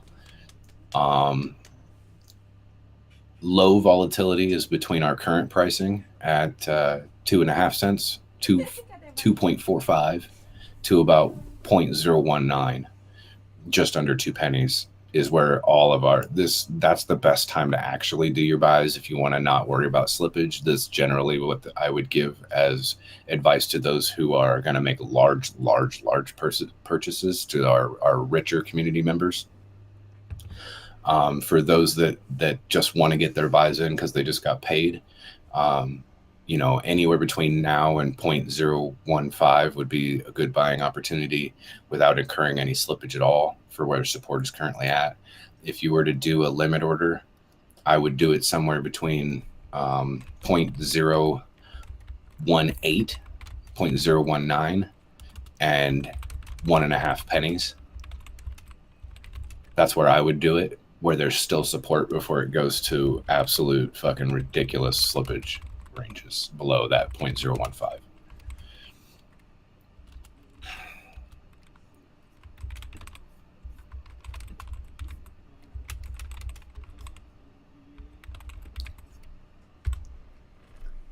And that is my non-financial news for Hex today. And I just went and looked at it and saw that nothing has really changed in the liquidity. It hasn't updated at all. It's the exact same thing as what I posted earlier, so that's good.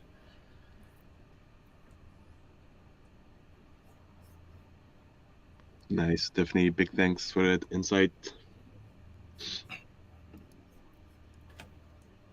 Any other, I think you said there was 2 questions, or were they both kind of the same question? No, their second question, same guy Preacher on YouTube, is asking, he said, someone said the price of Icosa could be at $20 by the end of the next bull run. Is this realistic? Icosa? Yeah. I won't get into speaking about those types of things because liquidity doesn't suggest that is possible right now.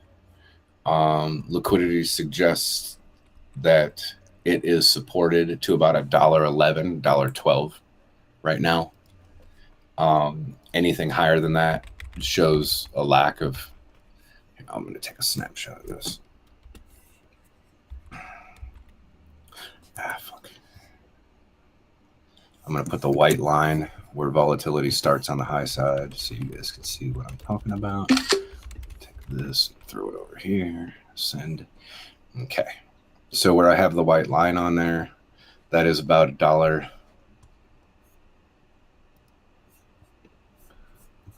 $1.11. right? As it says, $11.84. I believe that's what I just threw in there to you guys. I throw you guys a picture, but then I go immediately back to Uniswap. Yeah, okay. So I can live look at what I'm looking at here. And then after that $11 per Icosa, it slips down, right? Way down. There's only $1,600 locked in at that particular price point at the very, very end. So that kind of shows you when it gets down, when it gets up to $1.11, that your slippage is going to start to incur after you have a buying point higher than $1,500. And then after that, your buying point is $178 per tick, 175 per tick, 168, 161, $150, and it goes down to $2.24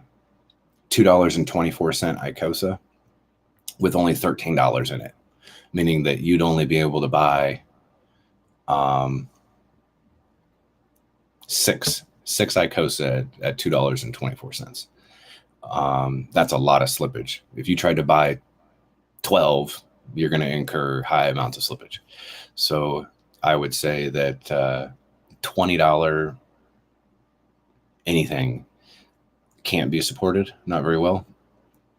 And I don't make those types of calls, so I apologize to that gentleman with that question. It's not appropriate to even answer those types of questions in the first place when we can look at real values right now today on where we can drive pricing today. And like I said, the more people that we get educated to look at these types of things, you guys don't need me at that point. You guys can do these things for yourself, and you guys will stop asking questions like that and start answering questions for yourself in reality, right? Somebody says, what do I think price will be in a year? I'll go tell them what the current price is, not being sarcastic, right? What is price of Icosa going to be in 2 years? I would tell them 59 cents because that's what it's currently at right now.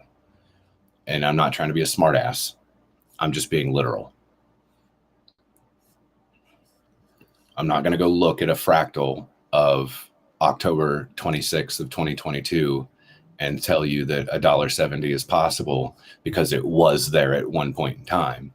I'm going to go look at liquidity and see what is possible based off of who is currently selling those assets at whatever price and how it can be derived today.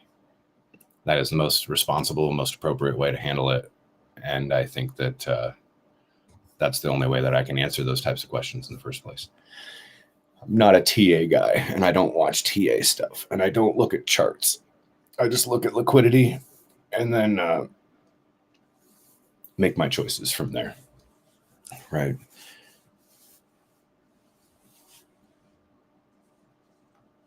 No need to look at there's no need to look at a price chart. There is no need to go listen to a technical analysis.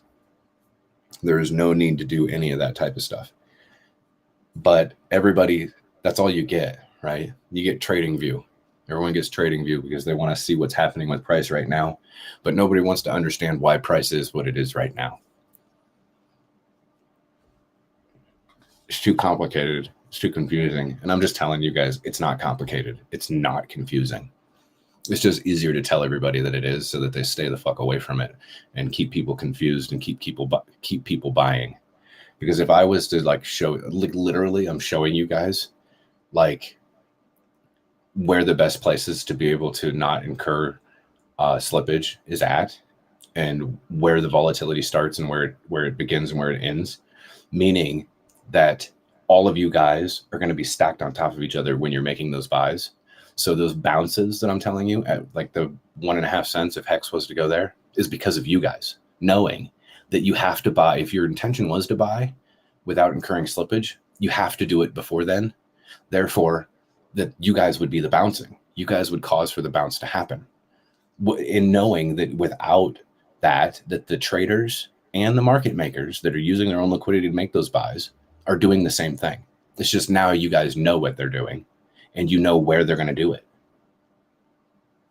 You guys are ahead of the game. Now you guys are a part of the game.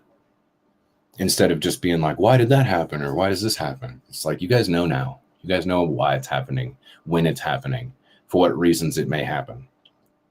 No more guessing. This is how it is.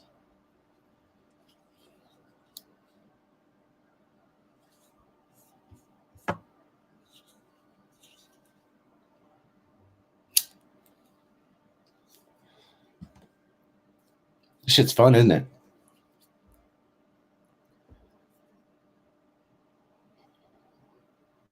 Love it, man. Love it.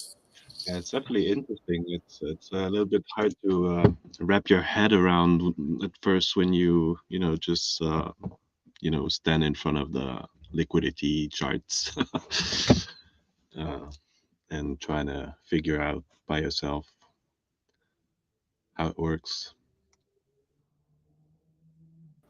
Now you don't have to, right? Like, I'm not always here, obviously. Like, I got my life to live too, but I'm not going anywhere for, like, I know that I say I got 5.555s, which really I only have about 12 years left in my 5.555s because I made them so long ago. But I'm still not going anywhere. Like, even after those 5.555s, like, I'm not going to be dead. I'm only barely turning 40 next month. So that means I'll be about 55, 53, 52, about 52 when I have access to those. And I'm probably going to restake it, the majority of it. I'll probably take a certain percentage based off of whatever price is being derived at that time. But from now until then, like, if you guys have like these types of questions on stuff, don't try to get me to answer questions about a year ahead of time and the rest of that crap, right? I'm going to try to push that into everybody's heads. That's not appropriate. That's not responsible way to handle it. But if you guys like go and look at this liquidity stuff and you're like, what am I seeing here? What does this mean? Like, why is price where it's at? Can it be supported in these certain ranges? Those are all really good questions. And I can help you to try to make more sense as to what it is that you're actually looking at. And I will be more than happy to do that for you guys without needing to pay some fucking stupid paid group that may try to manipulate you guys into doing whatever. I don't give a shit. Nice. And if I'm taking money out of their pockets and they don't have the opportunity to manipulate some of the people that I care about the most in this community, then fuck them. I don't care. I don't give a shit. Like, they're not going to be able to find me anyway, nor am I. I'm not scared of any of them.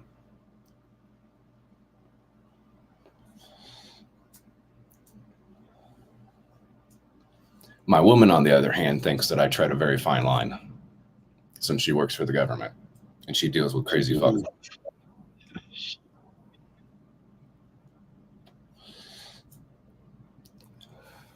But I am a lifelong firearm carrier, legal owner, since I'm not a felon. So as far as how many bullets I hold into the chamber is about how much I'm not afraid of any man to try to walk into my house. Or woman. I guess I don't care. Try to walk in my house when I've already warned you once or twice that I have a gun and I'm not afraid to use it. As soon as you take the first step across after you didn't take heed to that warning, then it's not my fault anymore that you might lose your life or your kneecaps or part of your face or whatever it is that I happen to hit when I'm aiming. We'll just call it slippage.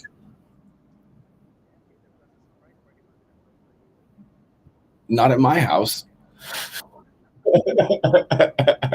See, I live in a means that I know, everybody that knows me knows responsibly as responsible adults that you don't surprise somebody. You call before you want to come over, right? Or you call to make sure I'm not busy before trying to have some of my time being made available for you. Responsibly. If you show up at my house, I'll meet you at the front door with a gun. I don't care if you're the mailman, right? It doesn't matter to me. And the same thing, like, we got protocols to handle our safety. Even my woman, if I don't call her and tell her to come over, she meets me at the back door with a gun.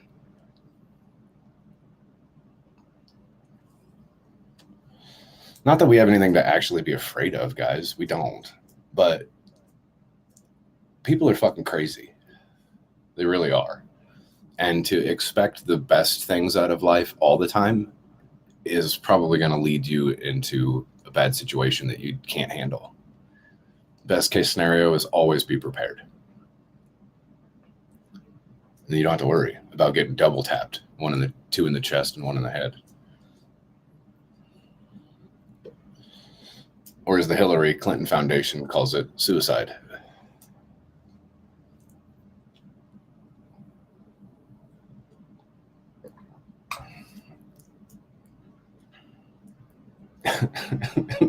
Nobody laughs. It's like everyone's like, yeah, that's like really Watching movies, bro. I was actually laughing. I was considering unmuting myself, but to support your humor. I was planning to buy a rocket launcher, man. There you go. You no need to worry about how good your aim is. No need to practice. Just aim and shoot. Also be warned, shooting a rocket launcher or a propelled launching device inside of a small room can cause concussive force to injure your internal organs. Best case scenario is open a window. Keep all windows open prior to launching. Maybe even open a door, concussive type of instrument inside of your home. Best case scenario is leave the building before firing.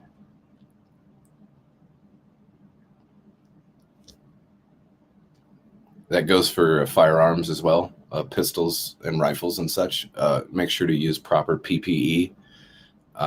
Put in your earplugs prior to discharging the device so you don't damage your hearing.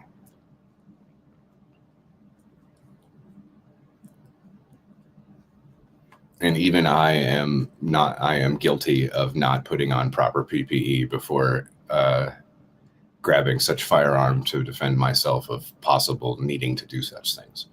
It would be crazy, right? How prepared you would be to have like safety glasses on and earplugs in when somebody's trying to get into your house. Like they would know that you're super serious about firing that weapon, especially if you have a larger caliber like a 45. You know how loud that would be inside your home and how much you would disorientate yourself after the first pulling of the trigger. Squeezing of the trigger, excuse me.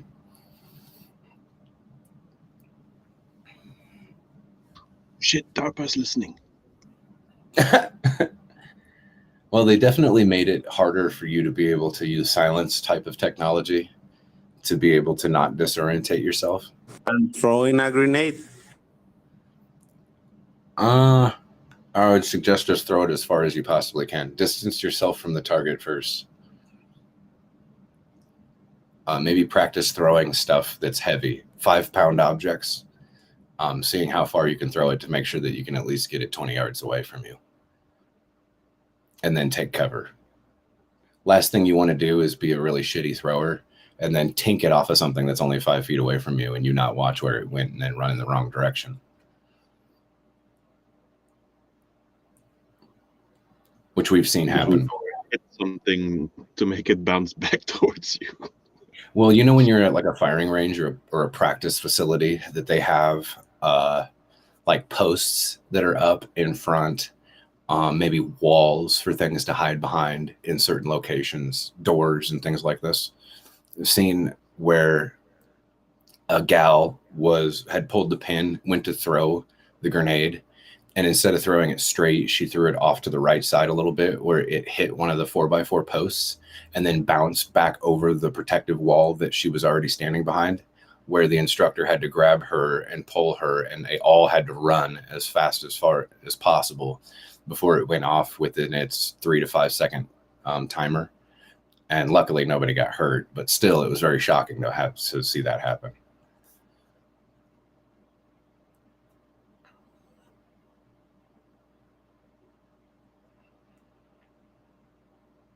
It's like a real grenade with shrapnel in it.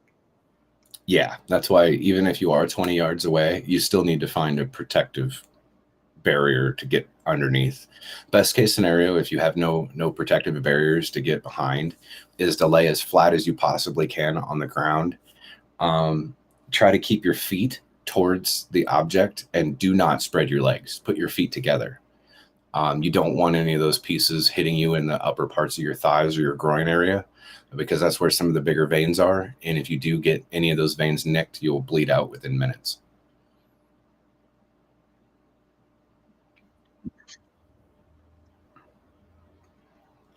Usually those fragments fly upwards and still have an upwards type of trajectory. Generally, they don't fly technically sideways.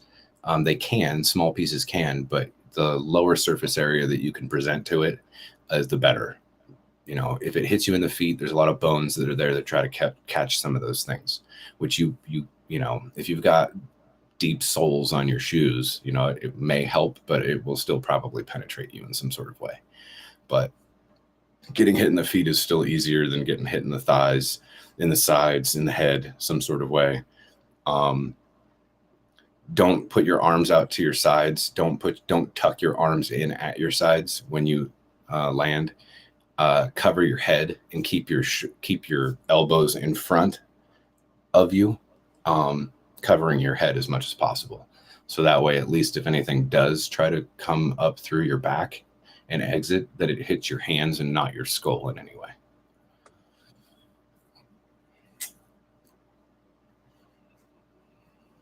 What a morbid thing, but still very pertinent information.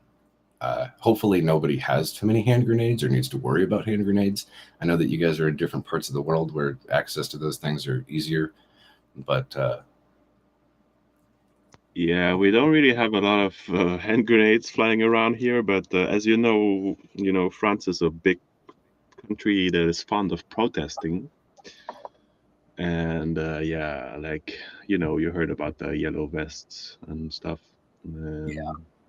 It would be like, protests like every week, and a lot of people, got like a hand or like an eyeball, ripped off by those, not flashbangs, but like, it's like grenade they throw into disperse people. I don't know how you call them in English. They're called concussion grenades or stun grenades. Stun grenades, yeah. Yeah. Meant to disorient you. Yeah. So we definitely have a lot of injuries because of them, and what we call LBDs. It's like flashball, like basically like a gun with a huge rubber pallet.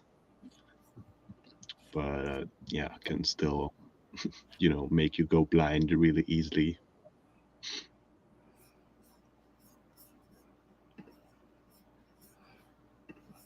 I've never Patrice, heard I of love the sorry, Patrice, I love the dumping of the dung in front of politicians or some governmental facility the other day. I thought that was awesome.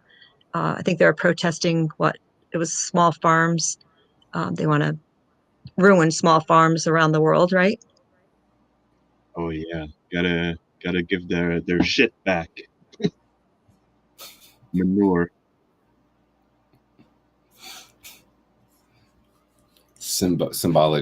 symbolism. Yeah, I definitely like it. It's always My fun to daughter watch. was in my daughter was in Aix-en-Provence for over a year. She loves France. Great culture, great food. You know how to live. You enjoy. You don't work to live. We live to work right here, but you work to live. You enjoy your life. Yeah, definitely try to enjoy my free time as much as possible, even though I do spend too much time in this chat and on Twitter. But yeah, I know what you mean.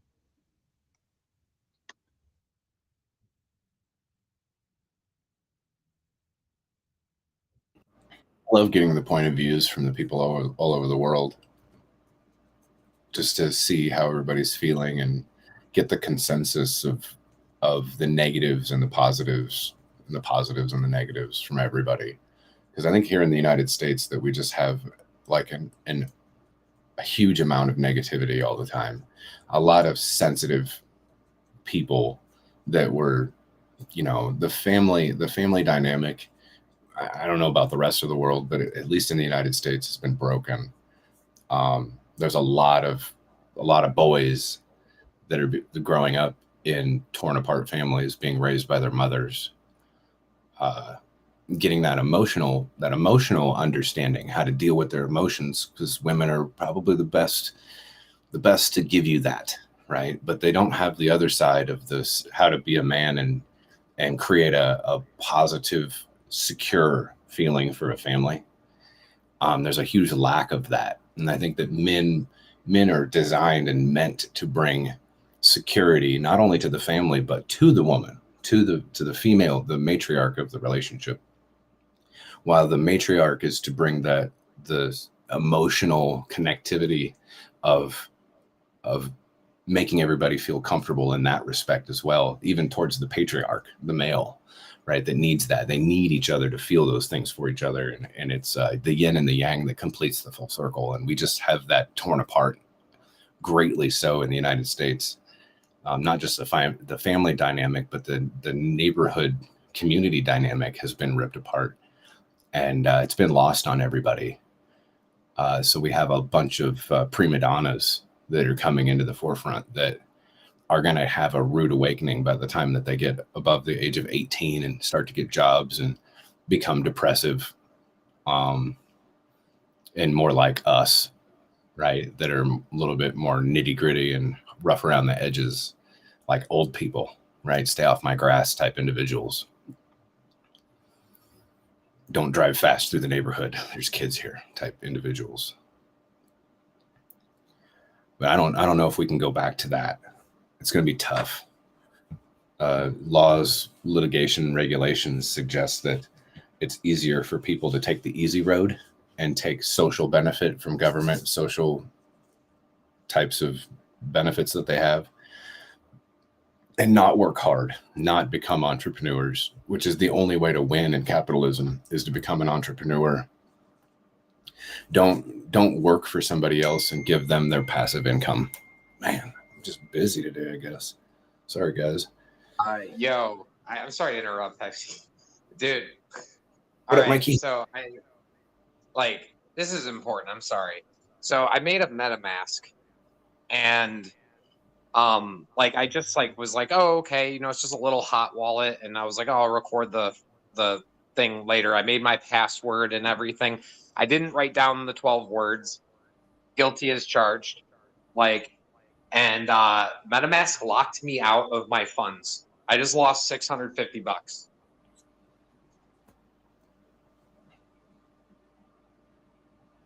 Rip. I don't know. Maybe I'm doing something wrong, dude. Did you make a password? But, did you make a password? Yeah, so here's what it does. I know what the password is. I have that written down and everything.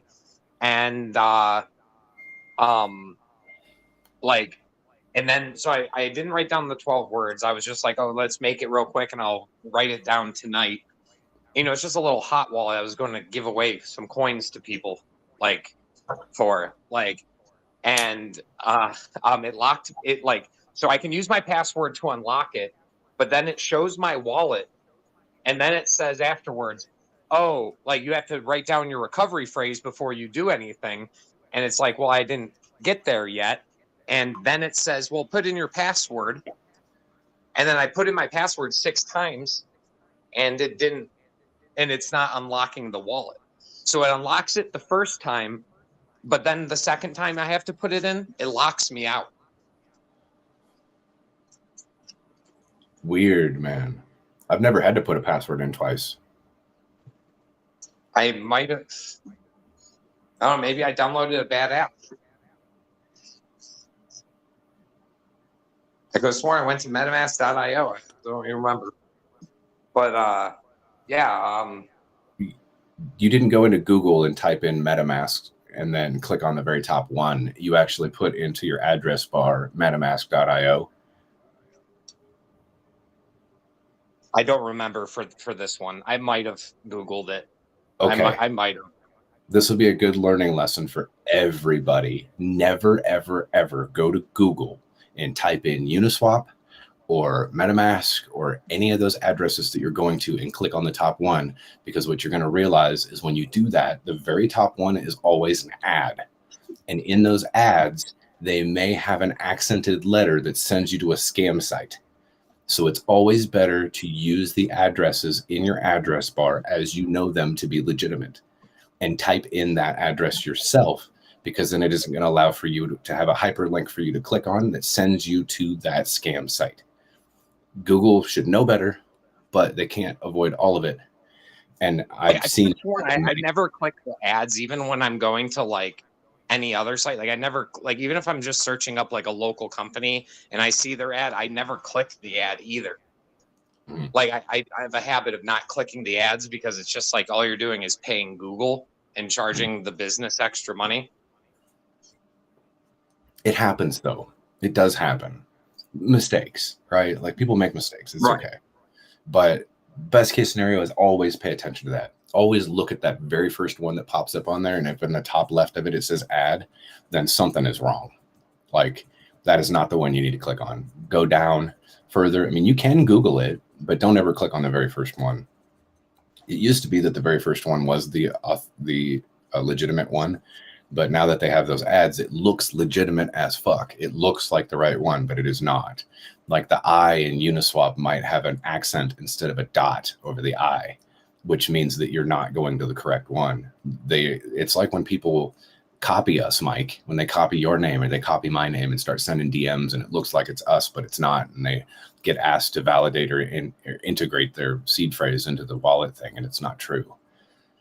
All they did was change one letter in our names, and they're acting like it's us, but it's not us, right? The same thing with those websites. Or this is on my phone, so did I Google search it, or did I just do the Play Store? I can't even remember. Could there be wrong? Did I download the wrong one in the Play Store? Maybe. I don't know. I don't know, man. I hope that you didn't. I hope that this is just like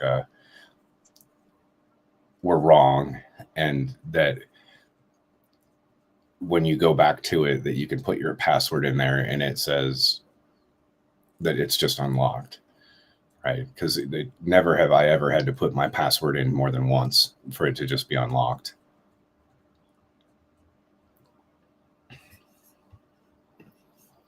Yeah, this wallet's done. That's how you lose $650. Like, because it's like I know what you're talking about. I've used a MetaMask on my phone for fucking ever, and like I put in the password and then it says, oh, you're required to put in your 12-word phrase, and then it says protect your account, and then you can't even get to that screen.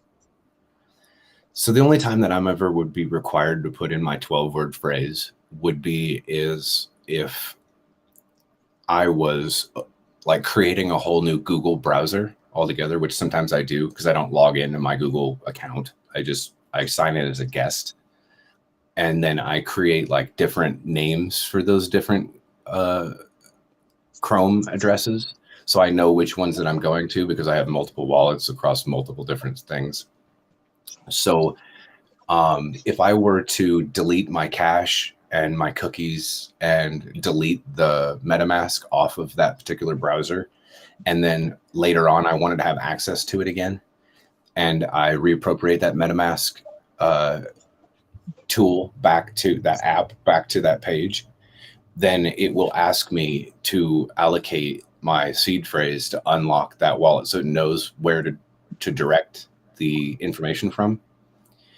And after putting that in, then it'll ask me for a password. After I put in the 12-word seed phrase, after I have re-downloaded it to that Google page, that different Google page, not Google page, Chrome browser page. So what I'm seeing is it's backwards, which probably doesn't suggest anything very good for what you downloaded. and I would delete it and download that. I would delete all that information off of that page. Unfortunately, you didn't write down the seed phrase.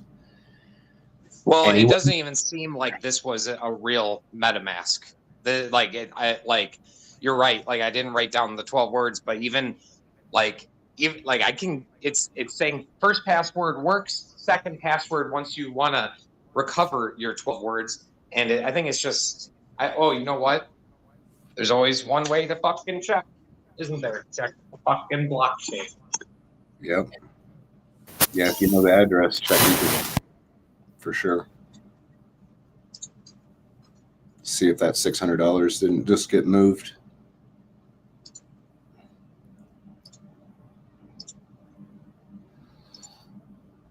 Sorry, No, it hasn't moved yet. It's still just sitting there. But I think unless that's a complete glitch with MetaMask and they are just now that seems like it fucks people. I don't know, but I think I downloaded a fake. Unless MetaMask has completely lost their minds. Yeah, I don't know. Let me go open up one that I don't have open and see if I've got to put a password in and see if I can. Let me just lock this thing. Let me lock it.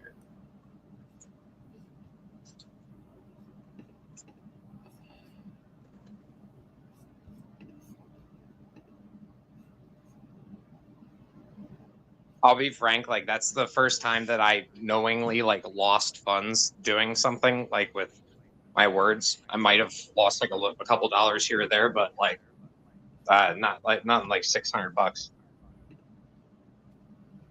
Yeah, I'm sorry, man. That sucks.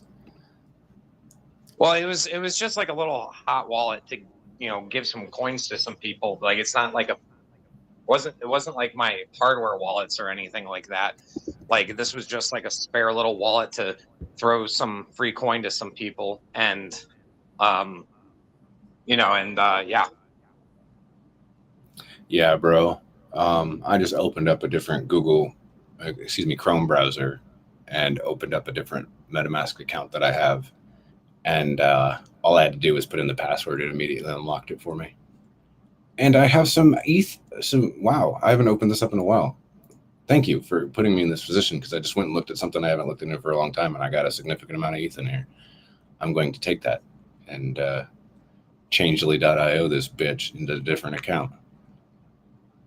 Awesome.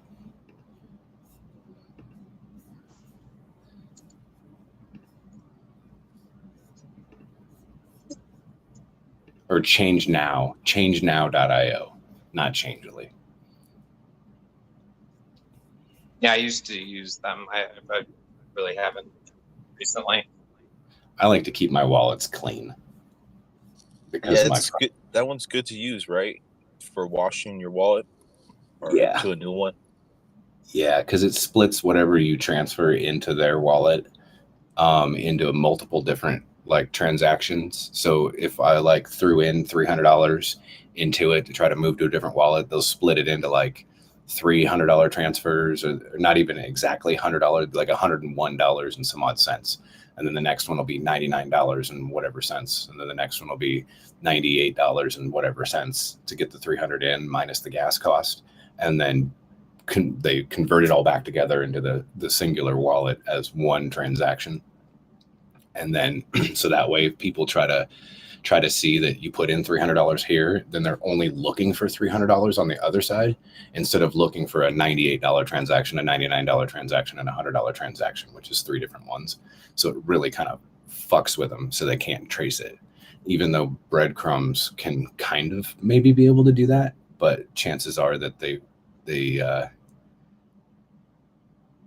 nobody's going to go that far to go through breadcrumb and look at those things to see where they split, diverged, and came back.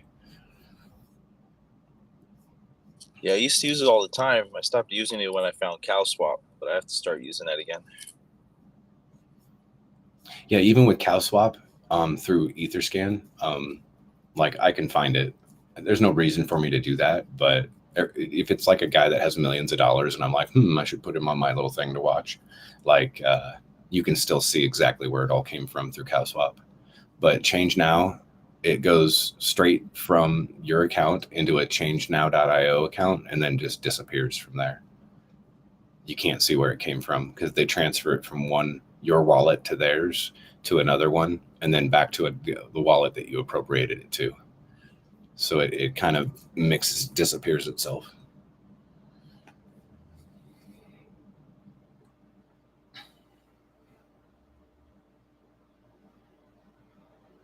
And you only have to pay the gas fee? Yes, there's no extra fees for that at changenow.io.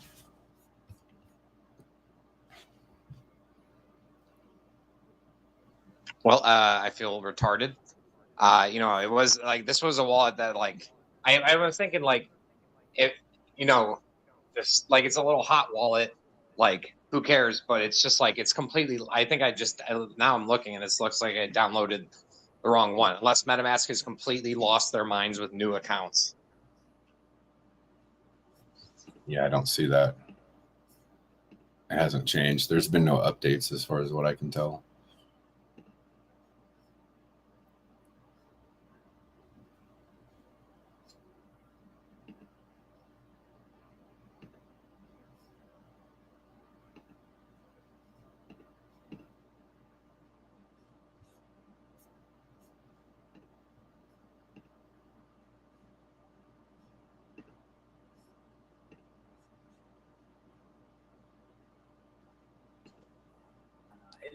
Mike, I have a MetaMask that I don't have the C phrase for. I literally just went onto my MetaMask to see if I was able to recover them, and it did not force me to put my password in to be able to do that. I can't remember if I downloaded it off my phone or from the App Store. Like, I can't remember off the top of my head. But yeah, I know what you're saying. Like, I've had one, and I like just wrote down the words later.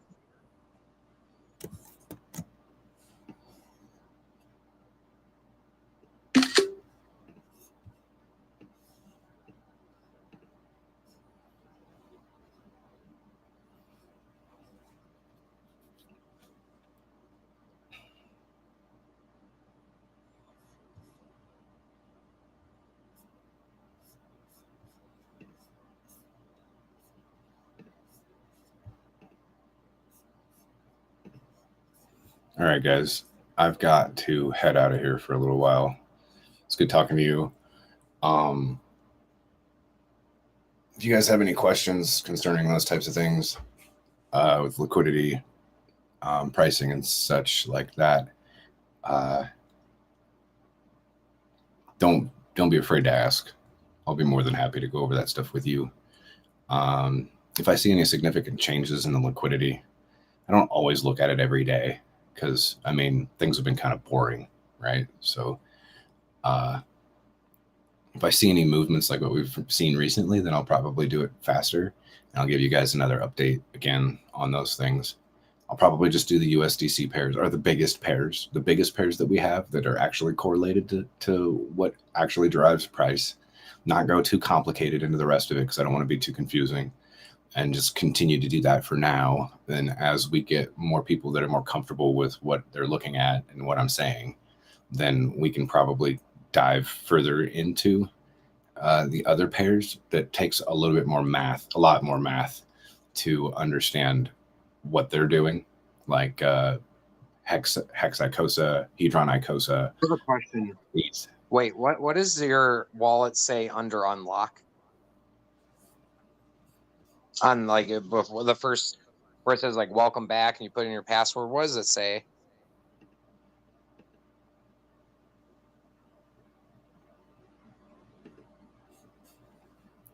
Forgot password ? Need help? Contact MetaMask.support. MetaMask support is what it says to me when I lock it.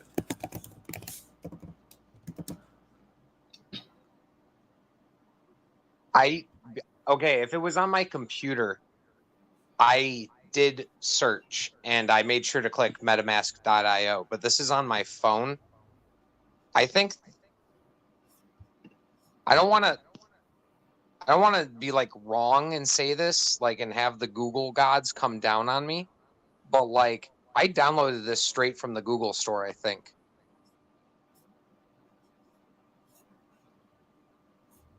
And it says at the bottom of mine, wallet won't unlock. You can erase your current wallet and set up a new one. Let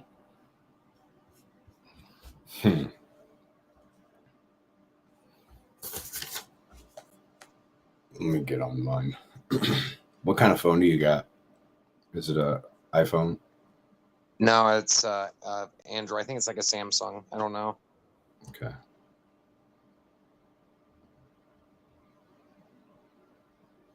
Man, I hate using MetaMask on my phone. It's so slow.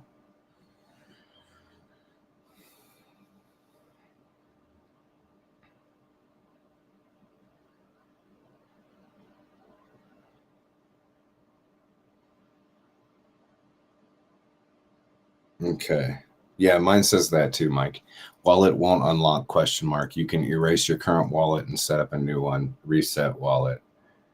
Let me see what happens when I just put it in. Make sure it unlocks it.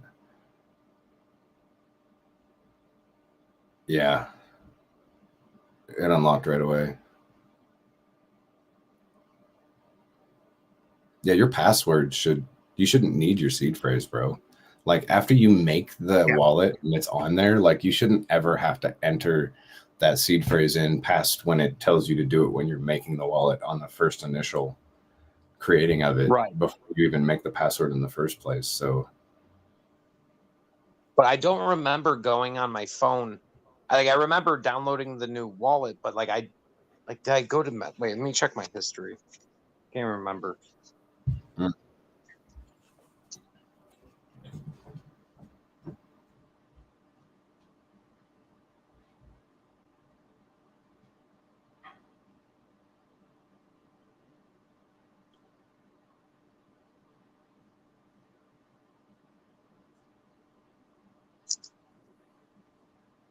Yeah, wait. It does say I went to MetaMask on my phone. Okay, so it wasn't through the Play Store, but it still says MetaMask.io here.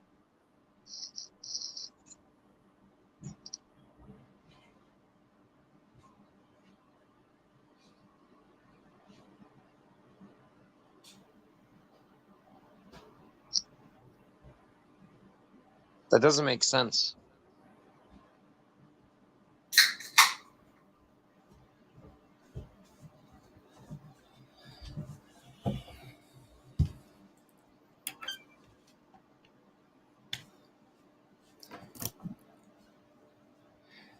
yeah, unfortunately, not able to see what you see to be able to help identify what you're looking at. Me neither. I'm a blind crypto investor.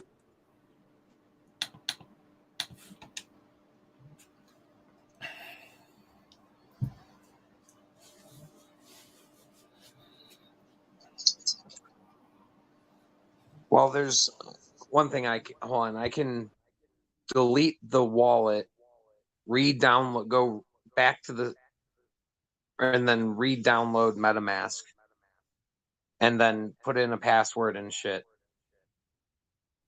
And then, hold on, I'll be back. I'll be back. I think when you actually delete MetaMask from that browser, that it would require for you to enter your seed phrase. That is correct. Well, looks like those funds are already gone, so. Mm-hmm. That's going to be a different wallet. I mean, he downloads the wallet again, the password. It's going to be different seed words and everything when he downloads another wallet. You got to salvage the one that he downloaded.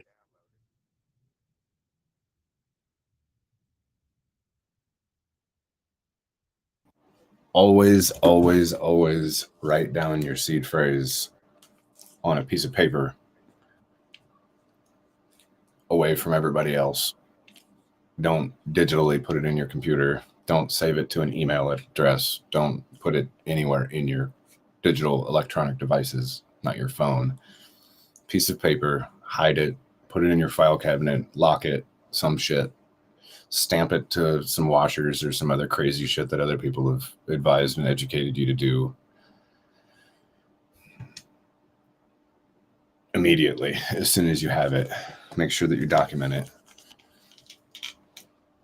But I'm still in the account though. Like, this seems like a MetaMask issue now that I'm thinking, like, because like I open up the wallet and it does show my Ethereum that I sent in there and everything like that. But then it has a warning label saying like, yo, you have to like go through these steps and it won't let me put in my password a second time. Do you know your seed phrase? No, I just did a remind me later because I was going to be giving away some free coin to people that I know. Yeah.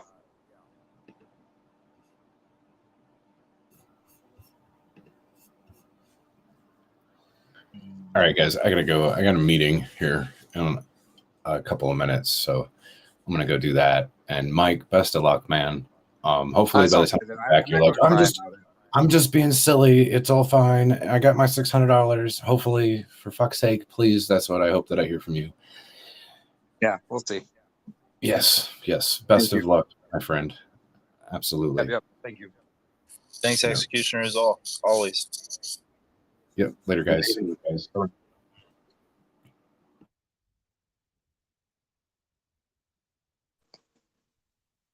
That's concerning because I double checked. So I was wrong. I didn't download it this time from the Play Store. This time I just went to MetaMask.io, and like, so I didn't write down the recovery phrase. Like I do it for every wall except for this one. I didn't do it, of course. But like, I'm looking at it, and it's like it still looks like it's MetaMask. Like it doesn't look like a fake download or anything. So I didn't click a wrong link, I believe. But like now it won't let me like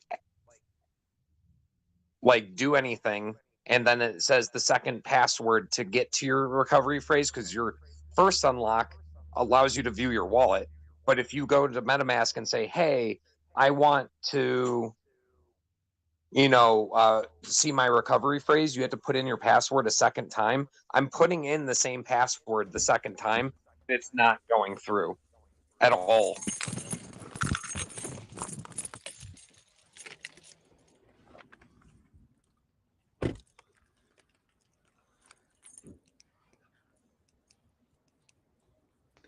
Ian, your mic is unmuted, by the way.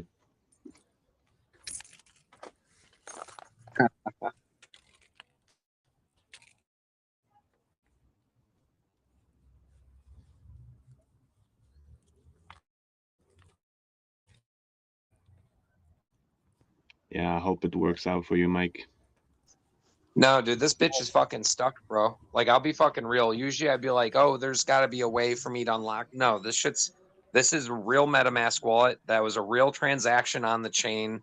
That was a real everything. And now it says protect your wallet. Now that value was added to your wallet, protect your wallet by setting a password and saving your secret recovery phrase. You press start, and like, boom, you're stuck.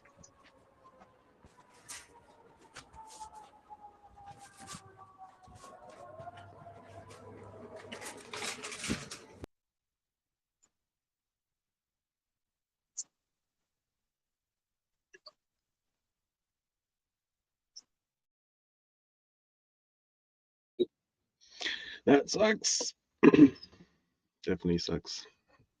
I'll go and do it again. I'll go throw a little bit of money in there and then fucking start another wallet and see what happens. I need to run up to the fucking store and shit, but like, I don't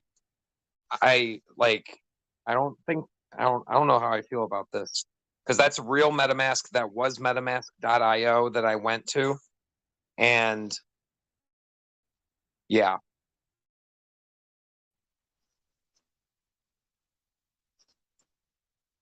I think the mobile MetaMask may be different than the desktop. I haven't used the mobile in quite some time.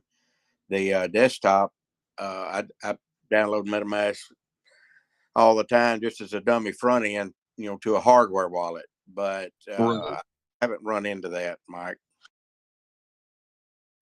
This was just supposed to be a hot wallet, dude. And my password did work and it does unlock the wallet, but now it says, oh, now that you have money in there, like now you have to write down your recovery phrase. So I was like, oh, okay. And yeah.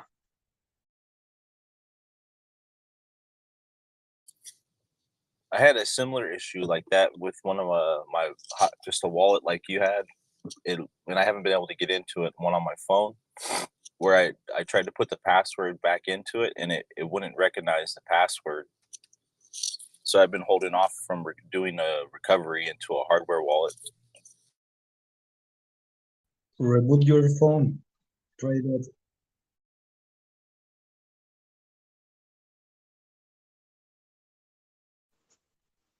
That's crazy to me. I have to. I'm gonna go run, but I'm going to go check this out again and retry it and see if it locks me out again. I'll look at you guys up at Yule Party. All right. Turn off your phone and then turn it on.